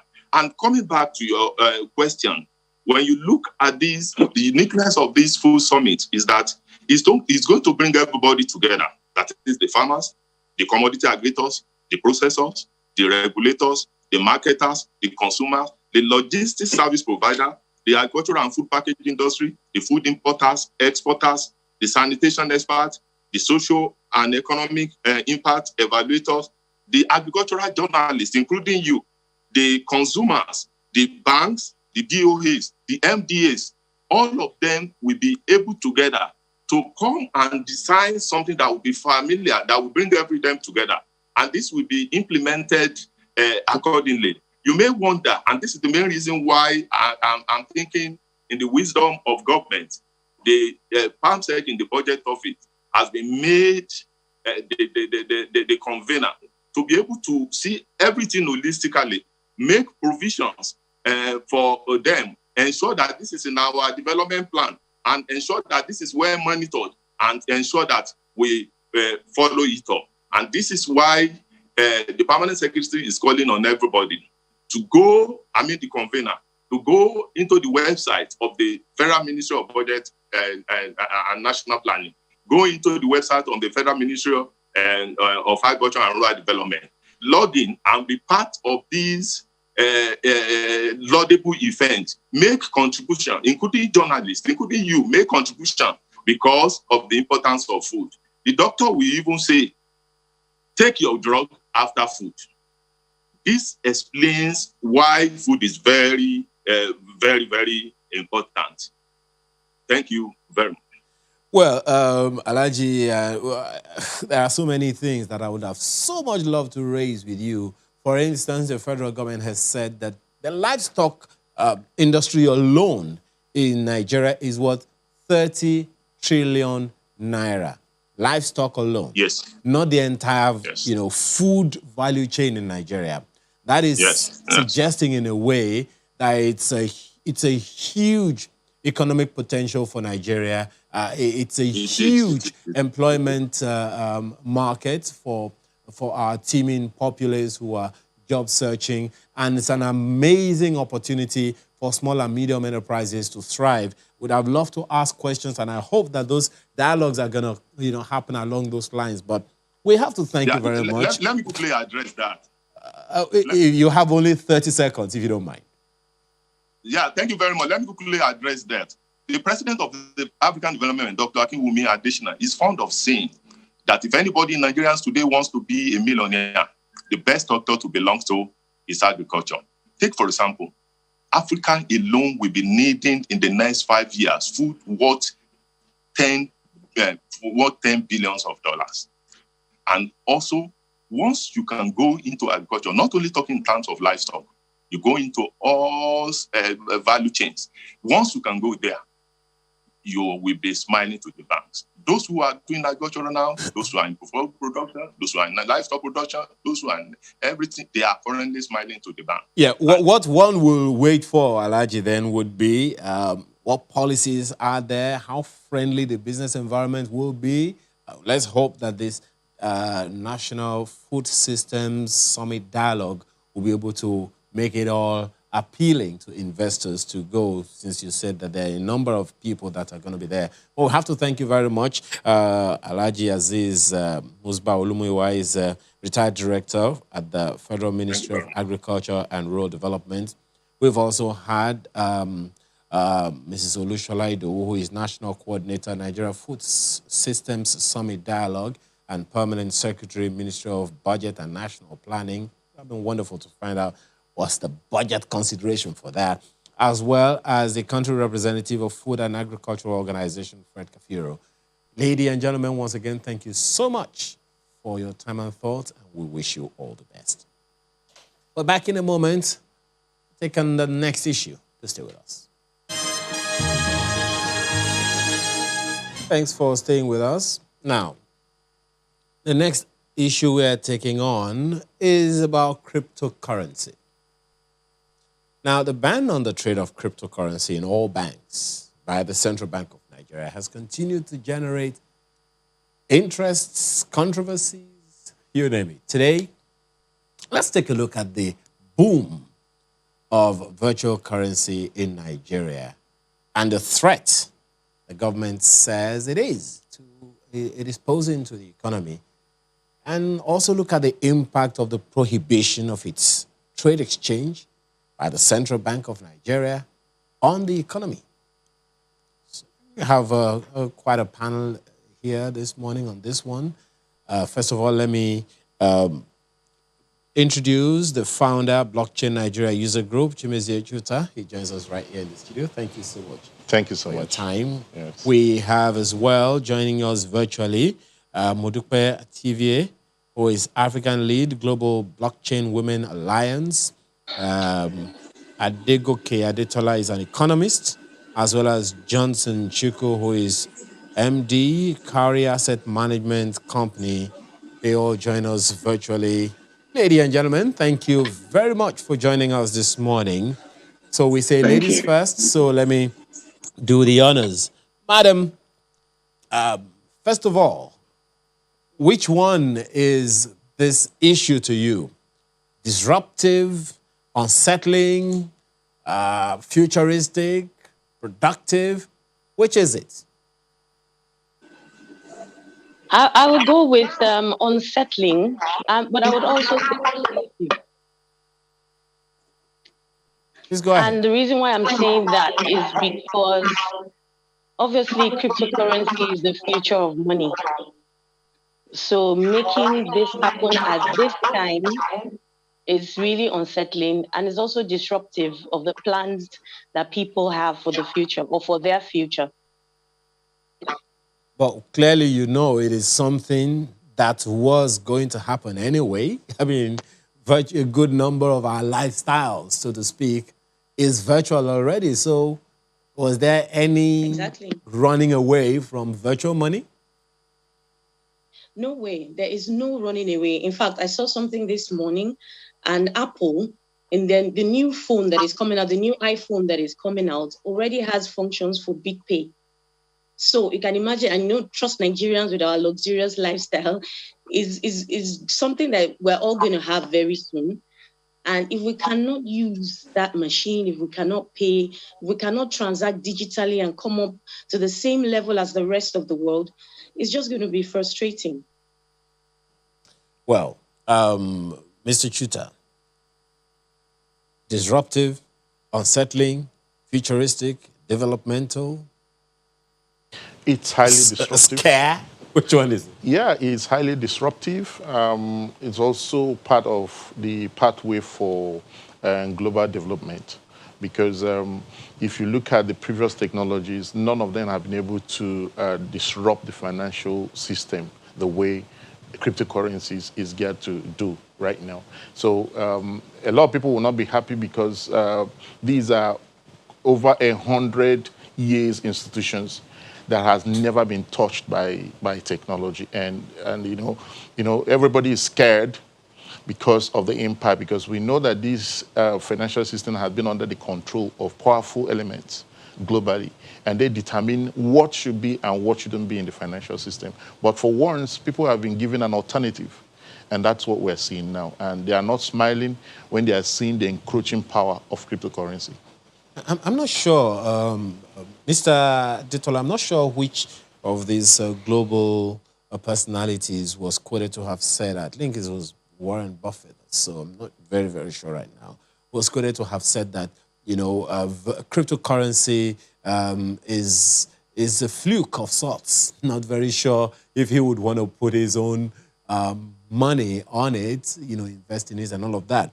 But it is in no way taking away the impact it's already having on global economy as well as Nigeria's economy. What should we be paying attention to? The Central Bank of Nigeria has said no DMB should deal in cryptocurrency. And of course, the big hammer, so to speak, has come on some of those bank accounts of people who already have cryptocurrency accounts and all of that. What should we be looking at? Clearly, from what you have said, what the two previous guests have said, it's clear that there is no running away from cryptocurrency, so to speak. But then here is what the federal government is saying. Are we in the right trajectory, or is there something else we should be looking at? Good morning. Thank you for the invitation. My name is Mr. Adigoke Omotola, not Adetola. Okay. The issue is that the genie is already out of the bottle. Just like when the email came out, people were a bit suspicious, but now everyone has an email address. The truth is, all over the world right now, I mean, what is happening is that governments are putting in frameworks, regulation to ensure that, they can also capture the area of virtual currency. For example, in the state of Florida, Miami, the mayor has recently approved that some of the salaries of the employees should be paid in Bitcoin. So things are already moving rapidly. And even in Kenya, the central bank is also formulating policies around cryptocurrency. What is happening in Nigeria, although it's legitimate, the central bank has genuine concerns. But what should be done right now is to make sure that instead of putting in an embargo, there should be policies that would, frameworks, regulations that will be put in place to also capture this area. Cryptocurrency, like the Bitcoin, what they have is, is unregulated. So how do we capture it? In the UK, last month, on the 7th of January last month, policies were being put in place to also ensure that, they come under the umbrella of, the regulators. And lastly, before I speak, I move on, I just want to address also the challenges of the banks. The banks are also looking at their income and wondering, the fees that they earn, the income that they make, are they going to ensure that these things continue to flow? So those are the issues. Those are the issues. All right, thank you. Mr. Achukwu, clearly there is no going back, no going away from this. But then a good number of nations, according to Mr. Omotola, have approached this issue very, very differently. But then, from what the analysis of the clear and present danger the CBN has been able to identify, we have quite a job of work on our hands, as my colleague would say. So here we are right now with this challenge on our hands, and some say it's a challenge, some say it's an opportunity. Now, where you stand as MD of this an asset management organization like yours, how significant is it as an asset or as a liability? Okay, thank you, Aya, for having me. Let me start from the aspect of your question which you said, how real is this? How real are the concerns, and what are the opportunities? I mean, rephrasing the question in a different format. The key thing is that just like other speakers have said, the evolution of digital currencies, it looks like something that we cannot put back. And so what we have to look at is what are those challenges and how do we deal with those challenges? So we can explore the benefits, if any, of digital currencies. The greatest concern of financial system regulators is that digital currencies could be used as channel to fund illicit activities or illicit transactions. And then it's also subject or open to fraud, as well as in terms of those currencies, you see wide fluctuations in their values or their prices, which could lead to losses by investors. I think those are the core issues. One issue of illicit financial transaction funding, issues of who regulates it, and then how do you deal with fraud and all such cases. So the key thing, which is I will align with something that Janet Yellen, the U.S. Treasury Secretary, said, that they need to find a way of maintaining or instituting some level of oversight on cryptocurrencies. That was also re-echoed by the European Central Bank governor, Christine Lagarde, who also said that we need to also find a way of regulating or creating oversight over these currencies. The key thing is that you cannot run away from these currencies, but they also currently manage pose dangers to the financial system.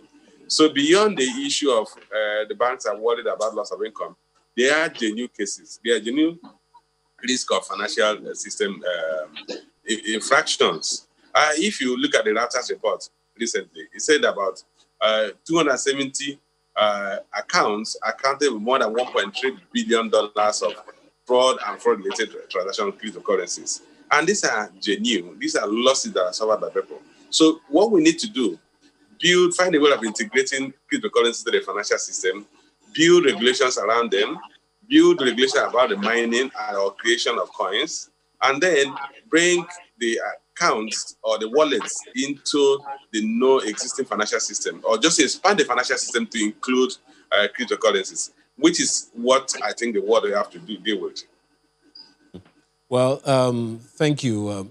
Madam TVA, the issue is still there. A number of people have tried to trace the history, so to speak, of cryptocurrency. There are those who believe that it is those who are trying to hide their resources, their earnings from illicit activities like drug trafficking and all of that. They are the ones who created this, and consequently, it is what it is as we have on our hands.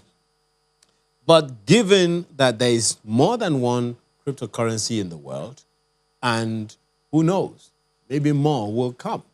Now, we are saying in this part of the world, in Nigeria at this moment, we do not seem to want to give as much attention to it. We knew it was coming because we knew that whatever it is that exists in the world will eventually come to Nigeria. Now it has come to where we are now, and this is the position that government has taken. Do you see enough ownership or agreement with government from the people about this? Are we marketing this ideology of government the way we ought to? Do you see a time when people will say completely agree with, because there are those who don't agree with government on this one. Do you see a point where people completely agree with government that, no, let's stop it? Or how do we get to the point where we can bridge the interests of the people with the intentions of government on cryptocurrency in Nigeria? Right, okay, what my view of this is that we would actually never get to the point where people will agree with government on this.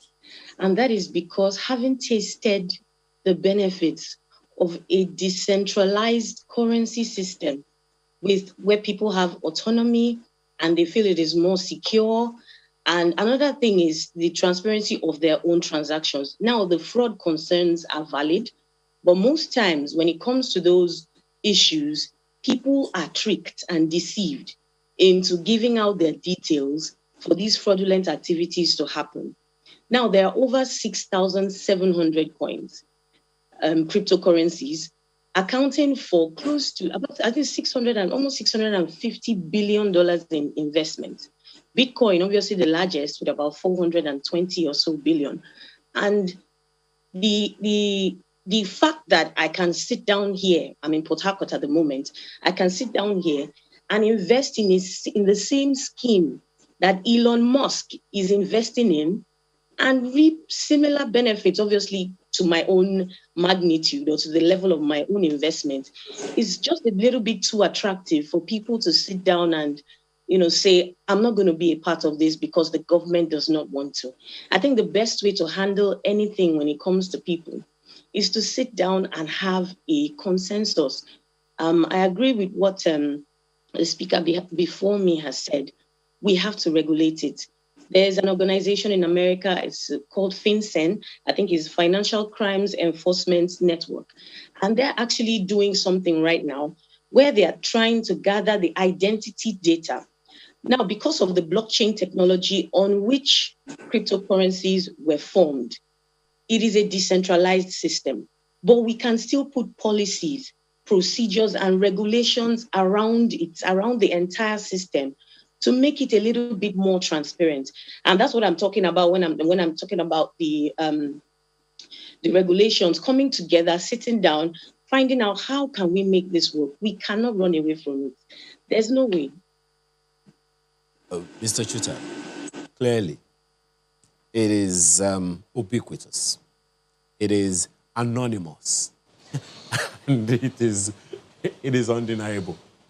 So this is what we have on our hands, right? The fact that it is not easy to trace is something that gives the federal government through the Central Bank of Nigeria huge concern. With the experience we had with MMM and similar, and all the noise about terrorism, insurgency, funding and all of that, funding of criminal and other illicit activities, government definitely does have genuine concern. But the fact that it is anonymous, the fact that it is almost invisible and invincible is a problem. It runs on a platform that you have been championing for a while, I'm sure. How do we navigate? Okay, first of all, there are a lot of misconception about cryptocurrencies. One of the things that people think is that probably cryptocurrencies are anonymous. It's not true. Cryptocurrencies are what we call pseudo-anonymous. That means you can actually find out the individuals behind the transaction or ownership of cryptocurrencies. I think the key challenge that we have here is the inability of our regulators and our agencies to do very deep study on this technology. And also, our investigative agencies also, they have a whole lot of gap in catching up with the new trend in this tech, because the traditional means of investigating financial issues, financial crimes, cannot in any way play any role in this industry. So you need to have a total upskilling, reskilling among regulators and investigative agencies, because it's easier to trace Bitcoin transactions than to trace fiat movements. Fiat is any government-issued money. It's easier to trace it, to trace Bitcoin transactions and crypto transactions than to trace even physical currencies. But, when people look at problems and, the way it looks magnified in their eyes, they make judgments and conclusions that are really unfounded. Bitcoin and cryptocurrencies are technologies that government and institutions should find a way to buy into it, because it has huge benefits that they can tap into. It's not all bad. What are these benefits? A lot. First of all, cryptocurrencies are digital assets and they are traded like every other commodity. And when commodities are traded, people gain from them. So you can actually tax capital gains.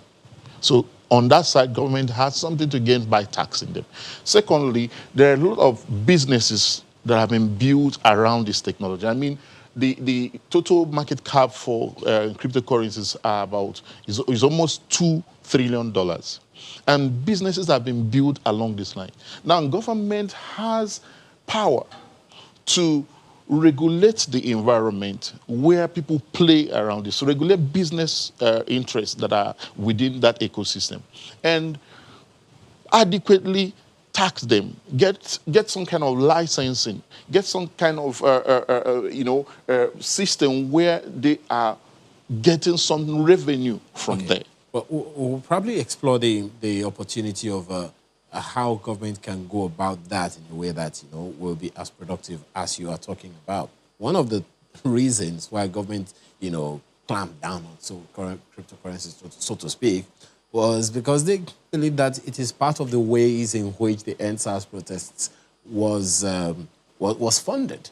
But talking about EndSARS, Chris Illems is still at the Lekki toll gate, where the Occupy Lekki toll gate was supposed to happen today. So, Chris, how far so far?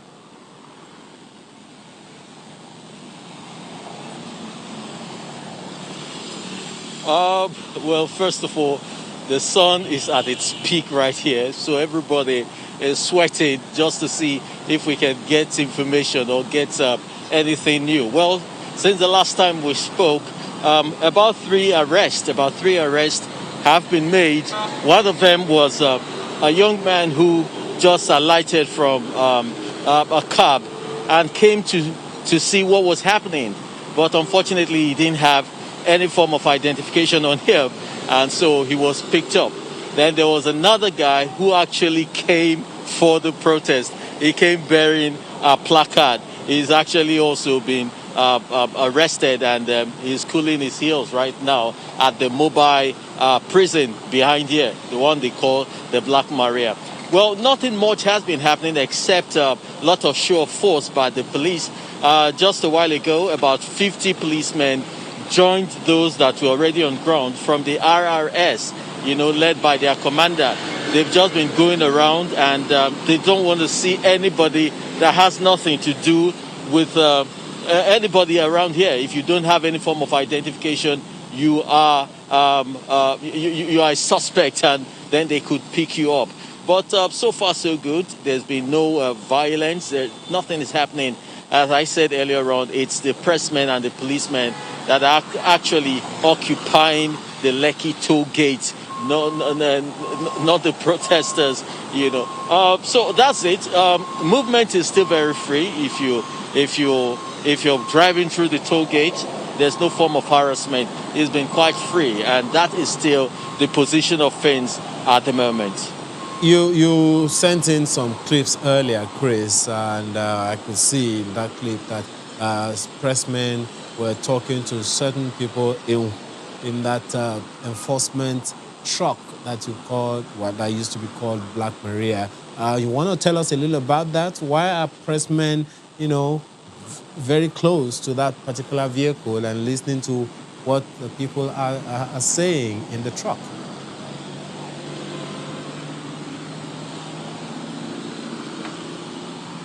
Okay, I told you earlier on that about 2 or 3 arrests were made since I came in. So one of them was quite interesting. He came with his car, he parked, came out with his placard, and so as soon as the police saw him, they swarmed on him, and so the pressmen had to follow him to see what happens next. So they actually escorted him to the Black Maria. So that was what you saw happening at that point. And the guy was probably very happy that he was doing what he was doing, because he was calm, and he wasn't apprehensive as well at all. So it was something of interest to the pressmen, and so they had to follow up to see what might come out of that.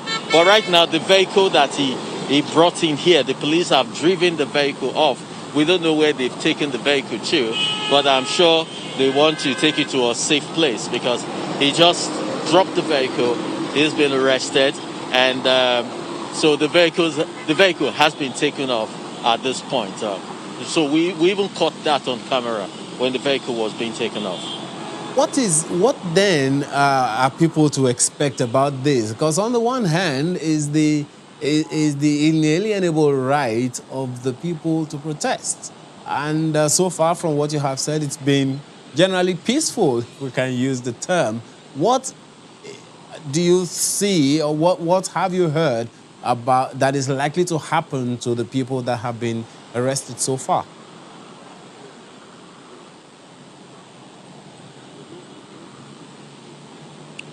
You recall the federal government actually said that they would deal decisively with anyone who fomented trouble. But so far, these guys haven't done that. They only came to protest. So we need to just watch and see what happens to them. Will the government trample on their right to have their right to protest, peacefully, or will they be released after this time? We're not too sure. But one thing that I know the police is ready to do is clamp down on anything that looks like protest, anything that is protest, anything, and anyone who actually comes around here without any form of identification. The police, I heard one of them saying the last time it was the president that gave the protesters the freedom to protest, and so that was why they were molested. But at this time around, that they are ready for any attempted protest, that they are ready to clamp down. So you know how sometimes our security operatives could be. You know, they could carry any instruction, not just to every detail, but even beyond. So I think that is what will happen. But right now, if you go on Twitter, the Lekki Tollgate protest is still trending. You also have the No Bond Your Papa Well, something like that, also trending. The Defend Lagos is also there. So these are still ongoing on Twitter, but right here live, nothing much is happening. It's free movement for everybody. But don't just stop here if you don't have anything to do around here. Well, Chris Lems, thank you very much once again for that report. We can only wait and see how this is all going to play out, because at the end of the day, it is the right, according to the Constitution, of people to gather, and it is the responsibility of security operatives to provide security for them. How this is all going to play out, I guess we'll see in the coming days. So back to the conversation we're having, Mr. Chuta.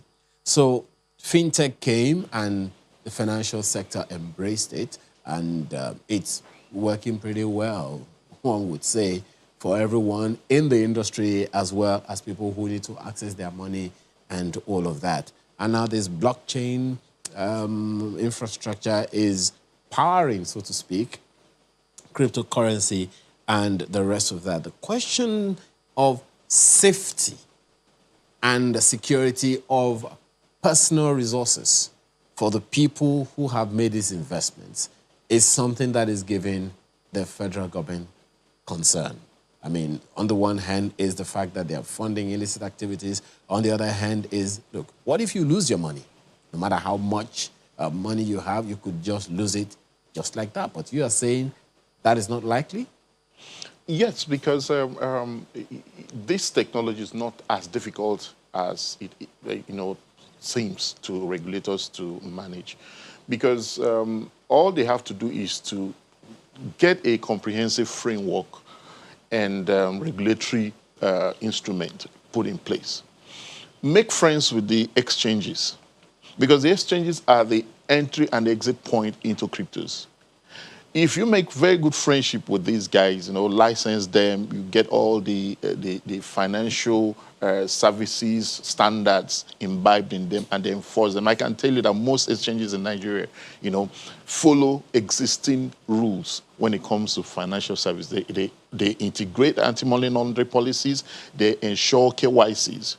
Now, if you regulate the exchanges well, and they are friends with the regulators, then you can be sure that people can use them to do some of these illicit activities. Because the one that is interesting to me is that it can earn resource for the country. We need a lot of money. You will agree with that. But let's take a break. We'll be right back to address some of this other issues. Stay with us.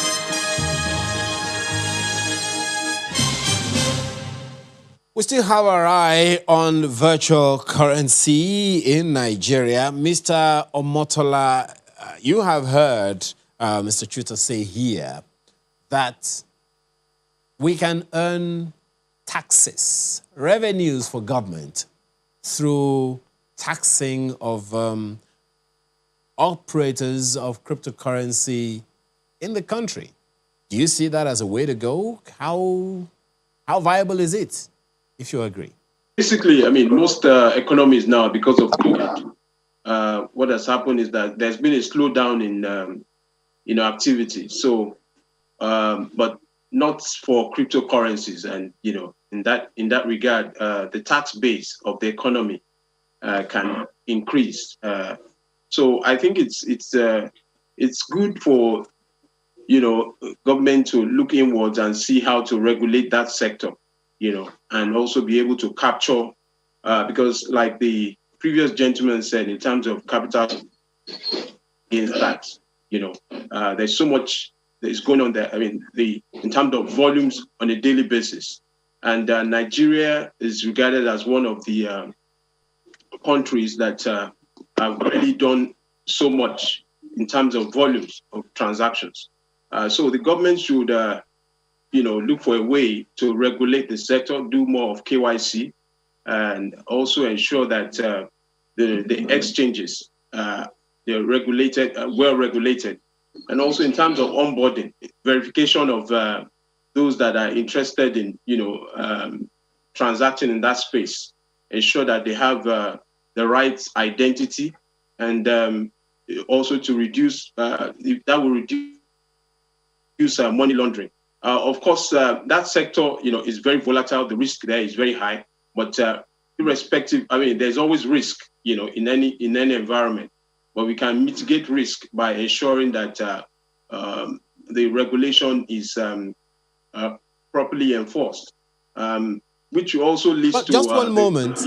Just one moment. Wouldn't you say that it's gonna make the issue of money laundering even worse? What you have talked about. You would remember that I think it was in 2015 or 2016. The president of the Federal Republic of Nigeria, President Buhari, was saying that we have a problem as a nation with illicit financial flows through which terrorism are being funded. Yes, the Central Bank of Nigeria has, as Mr. Chuta has also said, integrated anti-money laundering, anti-corruption, anti-financial crimes activities, paraphernalia policies into the operations of deposit money banks in Nigeria. But we still have those challenges. Don't you think this integrating what you've said this is quite true, but is going to make it worse? Countries are all over the world. It's not just money laundering is not just restricted to Nigeria. I mean, you have it in other countries of the world, but we can also learn from other countries. What are they doing? What are they doing to ensure that illicit money does not flow through the system? So it's not a time for us to just clamp down and say no, this is not the way forward. Like I said, the genie is out of the bottle. So there's nothing. We just have to. And I'm sure that even as we're speaking right now, the regulators are, in Nigeria, they're looking for ways to ensure that. I believe that it will only be a temporary thing. I mean, going forward, because cryptocurrency is now the new norm all over the world. I mean, most nations are looking for a way to adapt, and it has also been, because of COVID, the way we do things has changed. The way we move money around has changed. So I think, without dwelling too much on this, I think we just need to move forward and put in more policies that would ensure that we are also moving along with the trends globally. Well, Mr. Chukwu, generally, when we talk about cryptocurrency, the currency part underscores the role that banks and financial institutions play. But we have also been informed, and I'm pretty sure you're aware of the fact as well, that it is possible to operate cryptocurrency without a deposit money bank. We have heard that. That's also a risk. What do we do? Because just as every one of you has mentioned here, it is very, very high risk. It is a clear and present danger. At the same time, it has tremendous opportunities. Which one weighs bigger here? I know you've spoken about that earlier, but the fact that we can circumvent the banks and still operate cryptocurrency, that definitely is something that will give anyone a serious concern. What do we do? Okay, Ayo, let me start by throwing more light on the nature of cryptocurrencies. In the first place, one of my co-panelists said that the onboarding process should be such that this financial system regulators can see through that. No, as it's currently structured, that is not an attribute of cryptocurrency, because we need to highlight those things before we now talk of what do we need to do to mitigate some of those peer-to-peer trade or to bring those peer-to-peer trade into the financial system.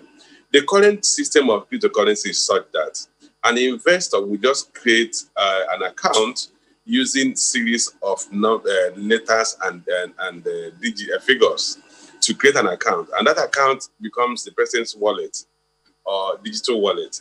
That wallet is stored either in your in your system or your computer, or stored in the cloud. So one of the risks, which is a primary concern to the government, is that the government has a primary responsibility to protect the life and property of the citizens. And there's a risk that when you have your wallet and it's stored in the cloud, it could actually be deleted. And once it's deleted, you lost your entire investment in that currency. Or it could be hacked into, you will lose your investment, or you forget the number, your digits, and therefore you will lose your investment. So that's that present concern. There's no backup where you can say, okay, this I've lost my numbers, I've lost my account number, so I have to go back to my bank and retrieve it. It doesn't exist. So there's actually that risk that you could lose that. And another risk, which I want to emphasize some of those risks, is that there is a wide fluctuation in the prices of cryptocurrency. Remember that cryptocurrency is not built, they are not underlying assets. And we tend to forget that, because these are things we need to look at, so that we need to know how to build a regulatory framework that will address some of those gaps or some of those weaknesses of the currency. There is no underlying asset. Fiat money is based on the good faith of the issuing nation or the sovereign, that it will have the capacity to fund you to that value that you are holding. When we had the gold base, or the gold standard as we call it, it was based on the fact for every unit of a currency you are holding, that it is backed by gold in the reserve. Today, fiat money, cryptocurrency is not backed by any underlying asset or underlying good faith. There's some level of secrecy about the creator of a currency like Bitcoin, which is the biggest currency. There is a name called Satoshi something like Nakamoto, that is said to have created, but that is a pseudonym. So the individual behind that pseudonym does not exist. Nobody knows that, and that keeps people concerned. There was a young man, I think Japanese, that went on, that created one of the currencies and went on honeymoon with his wife to Russia and died in Russia while honeymooning. And the code with which he created that currency was not passed on to anybody. All the people who had their investment in that currency lost their investment. Those are the concerns of regulator, that look, you really don't have an underlying reserve that can pay back a holder in the event that the creator does no longer exist. And you really don't have, there are some opaqueness around the creation and mining of currencies. So we must recognize that, because why I'm saying that, if we don't recognize that, we're not going to build a financial system that will integrate the cryptocurrency into the financial system. I'm very happy. My apologies, because we really have to begin to wind down now. But I'm so happy with all of the issues that you have raised, and so people know that the risks that they have to contend with. But madam, most of the people who are kicking against this, well, a good number of them are young people, very young. Just making a little money, investing in cryptos, and the rest of that. Do you think they are aware of some of these risks that Mr. Chukwu has just mentioned? I think that the first thing is people kick against what they don't understand. So the people kicking against it, yes, they may be young, but how much have they invested into educating themselves about these cryptocurrencies, about the technology that backs it up? I can bet you they've not done enough study. They don't understand it. Now, while these risks are there is also risk involved with our traditional currency systems. It can happen that somebody has a lot of money and doesn't give his family details and he dies. How does the family get a hold of it? Who will benefit from it? So these risks are not so much different from what we have in our traditional currency system. Now, there is the cloud issue that the speaker before me highlighted, but the cloud issue, there are some exchanges that have backups. Personally, I've dealt with one or two that have backups. So I've lost some details before, and then they give you these codes that you can use to retrace your steps. and get the details back and then access your accounts again. So, it is a technology that is evolving. From when it started, it has evolved and it has gone way past the way it was when it started in about 2008. My personal belief about Satoshi Nakamoto, yes, anonymous person, once or twice over history, people have come up to say, oh, I am Satoshi. But I believe that technology is just too big for one individual to claim. I believe that it is a group of people. There is actually a theory, I don't know how true, but that's what I am inclined to believe, that it's a group of companies that came together. So for Satoshi, people say it's Samsung and Toshiba. Then for Nakamoto, there's actually a Japanese company, Naka something, I can't remember, but Moto is Motorola. I'm inclined to believe that because these people have the requisite technology, the skills, and the funds to back up that kind of research and to bring out this kind of technology. So, like we said, it's unfounded. We are not sure, but I'm inclined to believe that makes more sense. Nobody wants to actually come and take the full responsibility so that they are not castigated. Nobody wants to, take the fall if it goes down, whatever. But the thing is that over the years, it has proven to work for many people. I think just yesterday, the CEO of Twitter released 500 Bitcoin from his own personal account to encourage the involvement of Africans and Asians in blockchain and then in Bitcoin, blockchain technology, the involvement. So for the young people, educate yourself, understand what the technology is all about. I also agree with the speaker that talked about how the government can regulate and begin to earn some form of tax.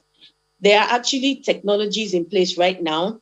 I know a few of them that the governor or the government can participate in or take advantage of, so that they can at least see identity data of people that are involved in cryptocurrency trades and transactions, and then also begin to earn some sort of tax from the cryptocurrency transactions.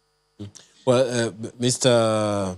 Chuta, these are very, very interesting times, so to speak. Yeah. And you heard her tell us the other time we have more than 6,000 different cryptocurrencies. And so this is where we are right now, educating people. Well, the risks are clear and present, but then the responsibility she has placed on people educating themselves. Even as we speak, all of the panelists haven't completely agreed on everything about this, the nature of of cryptocurrencies. Generally, it would seem then that there are a diverse set of opinions about one thing or the other concerning blockchain, which is developing, cryptocurrencies, which is developing.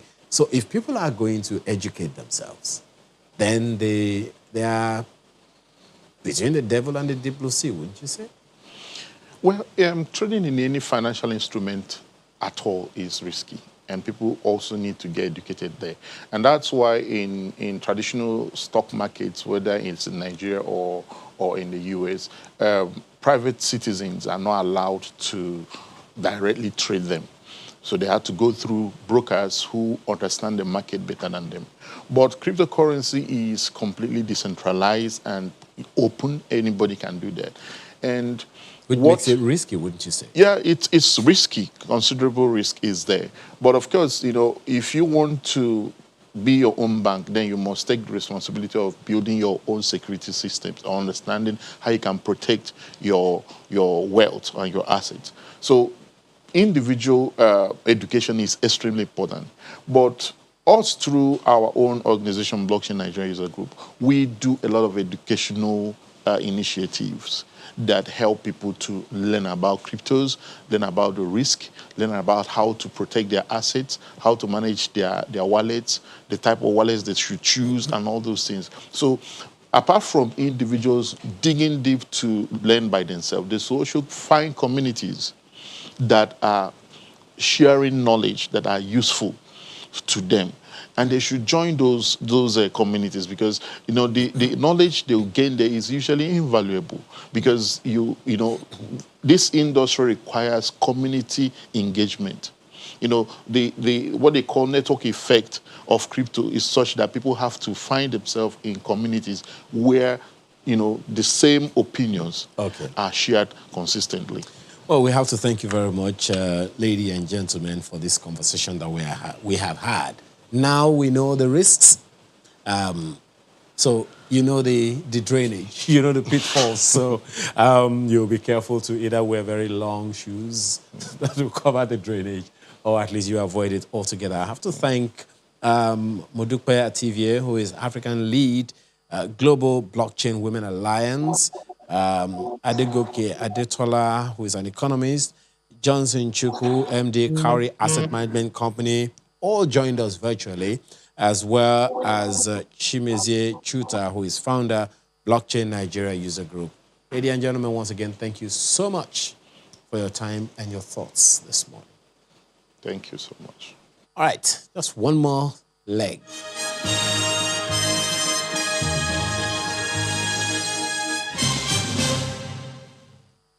I'm pretty sure that I'm not going to have enough time for this little conversation we're about to have with Ademola Adedoyin, who is a talented Nollywood actor and model, born 1980 to the family of Nigeria's foremost industrialist, Samuel Adedoyin of Doyin Groups. Well, thank you so much for joining us this morning. Well, I can understand why you're not here. Lekki, well, you need to cross.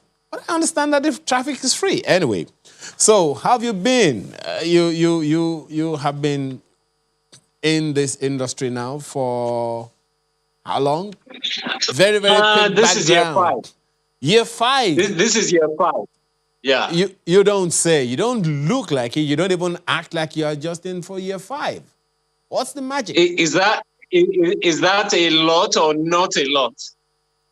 It's like you are a neophyte who has become a professional. Okay. I'll take it. I accept. It is. And I have, forgive me, but I just happen to be one of your fans. I'm an extremely critical movie buff. So I'm happy with a few of us. As I said, I won't have enough time for this conversation, but if you want to tell us very, very quickly from where you stand, what's your assessment of what we're doing in Nigeria's movie industry at this moment? Would you say we are speeding up enough, or we are pussyfooting about our progress in movie making? What's your assessment? We are not pussyfooting at all. The speed, like you said, the speed is definite. Like, we're actually going very fast. Like, we're producing serious amounts of content. You know, we're the third largest industry in the world. Yes. In terms of quantity and production. Well, we're the third. It's Hollywood, the last time Bollywood, I gathered, and us. No, I think from the last time I understood it, I don't know if that has changed. Nigeria was said to be number 2, but go ahead. You know, so it's not the issue of effort is not the issue. People are making a lot of effort, but there's a huge difference between quantity and quality. Which is the challenge. So what's the gap? That's just the problem we have. What's the gap? That's the gap. We just need to focus on quality. We need to... Quality in terms of skill or equipment or what? Yeah, no, equipment isn't a problem. People are shooting with Arri Alexa in Nigeria. Wow. You know, the problem is pre-production. People need to settle down and really... Not enough research, you would say. Do their research. Okay. Pardon? Right. Not enough research, you're saying? Not enough research. Not enough quality control. Quality control. Okay. So perhaps that is speaking to setting up an industry organization that will monitor things like Hollywood and Bollywood have done. But then tell us about fine wine, because we really don't have time, and I want to get there. Yeah. Fine wine is just, you know, the latest project I have out. It was directed by Shea Babatokwe, produced by Mr. Neville of Nevada Bridge Productions. What can I say about it? Amazing experience to be there and work with people. RMD, very big deal to even be in the same room with this person. Egon Wosu, Belinda Efa, Peter and Shegun Rinze, like Tina and Ba. I mean, there's so many names, quality people that were part of this project. And it's really about love. And it's a cautionary tale at the same time. A very satisfying ending. But it's a cautionary tale. There's going to be a symbol of what you should not do in love relationships and what you should do in love relationships. Well, that raises an issue for me. In Africa, when we talk about love, we don't talk about wine. Sure, but I'd love to hear your angle. Wait now. In Africa, when we talk about love, we're not talking about wine. Are we? We're talking about so we're talking about this usually when we talk about love around here. Oh, really? So how much of fine wine has those intrinsic African values that people can continue to draw from? Because I'm pretty sure that we will have some international elements there. But how much of it is African that protects Africanness, and how much of it is global? Love is a global idea. Love doesn't belong to us here in Africa. What is preserved in this film? Actually, this film challenges tradition. It challenges what is normally accepted. It challenges this idea that you can't be with anybody you want. You have to be with your mates, or you have to be with, someone who's already approved by your friends and family and your parents and all this kind of thing. It suggests to you that love is something that transcends age, transcends tribe, and all this. That's what I like about it. It transcends Africanness. Love transcends Africanness. I agree with you on that one. Love is transnational, transglobal, if we can even say. And, also the issue that you have raised about the fact that it challenges, the norms that we have known. But then the question a number of people would want to be asking is, so if your parents don't approve of a particular person, you go ahead, you bear the brunt, so to speak. Balancing act right there, wouldn't you say? It could work out well. Because your parents don't agree doesn't mean it's going to fail. I agree with you. I'm trying to draw you to a place. So, yes, parents approve, parents don't approve, fine. I mean, you're going to, live with it anyway. But then perhaps that is speaking to the lesson of choosing right and indeed, as we say, living happily ever after. Yeah, that's the dream. The goal is to live happily ever after. But we have to learn to take these decisions ourselves, not necessarily, maybe with the blessing of our parents. But, our parents aren't getting married. They're not going to marry our partner with us. So it's really up to us and our God, if you believe in God. And you need wisdom and maturity to make the decision on your own. You're the one that's going to have to live with it for the rest of your life. Because hopefully you're only getting married once. So... Okay. Your parents should just be there to support you and bless you, not to decide for you. Okay. Now, Ademola Adedoyin, I'm going to put you on the spot. This is part one of this conversation. I haven't had enough time to talk with you the most that I would have loved to, and I'm pretty sure you would have loved to have good enough time as well. So I'm not even going to take a yes or no from you. We're going to have you again anytime soon. But thank you so much for your time and thoughts this morning. I would have loved to be there if not for traffic and understandable. Thank you so much for your time and your thoughts, and all the best with fine wine. Have some today. Thank you very much. Enjoy. You too. Right, well, that's Sunrise today. Thank you for watching, and it's almost time for lunch. Have a wonderful rest of your weekend. I'm Ayo Makinde.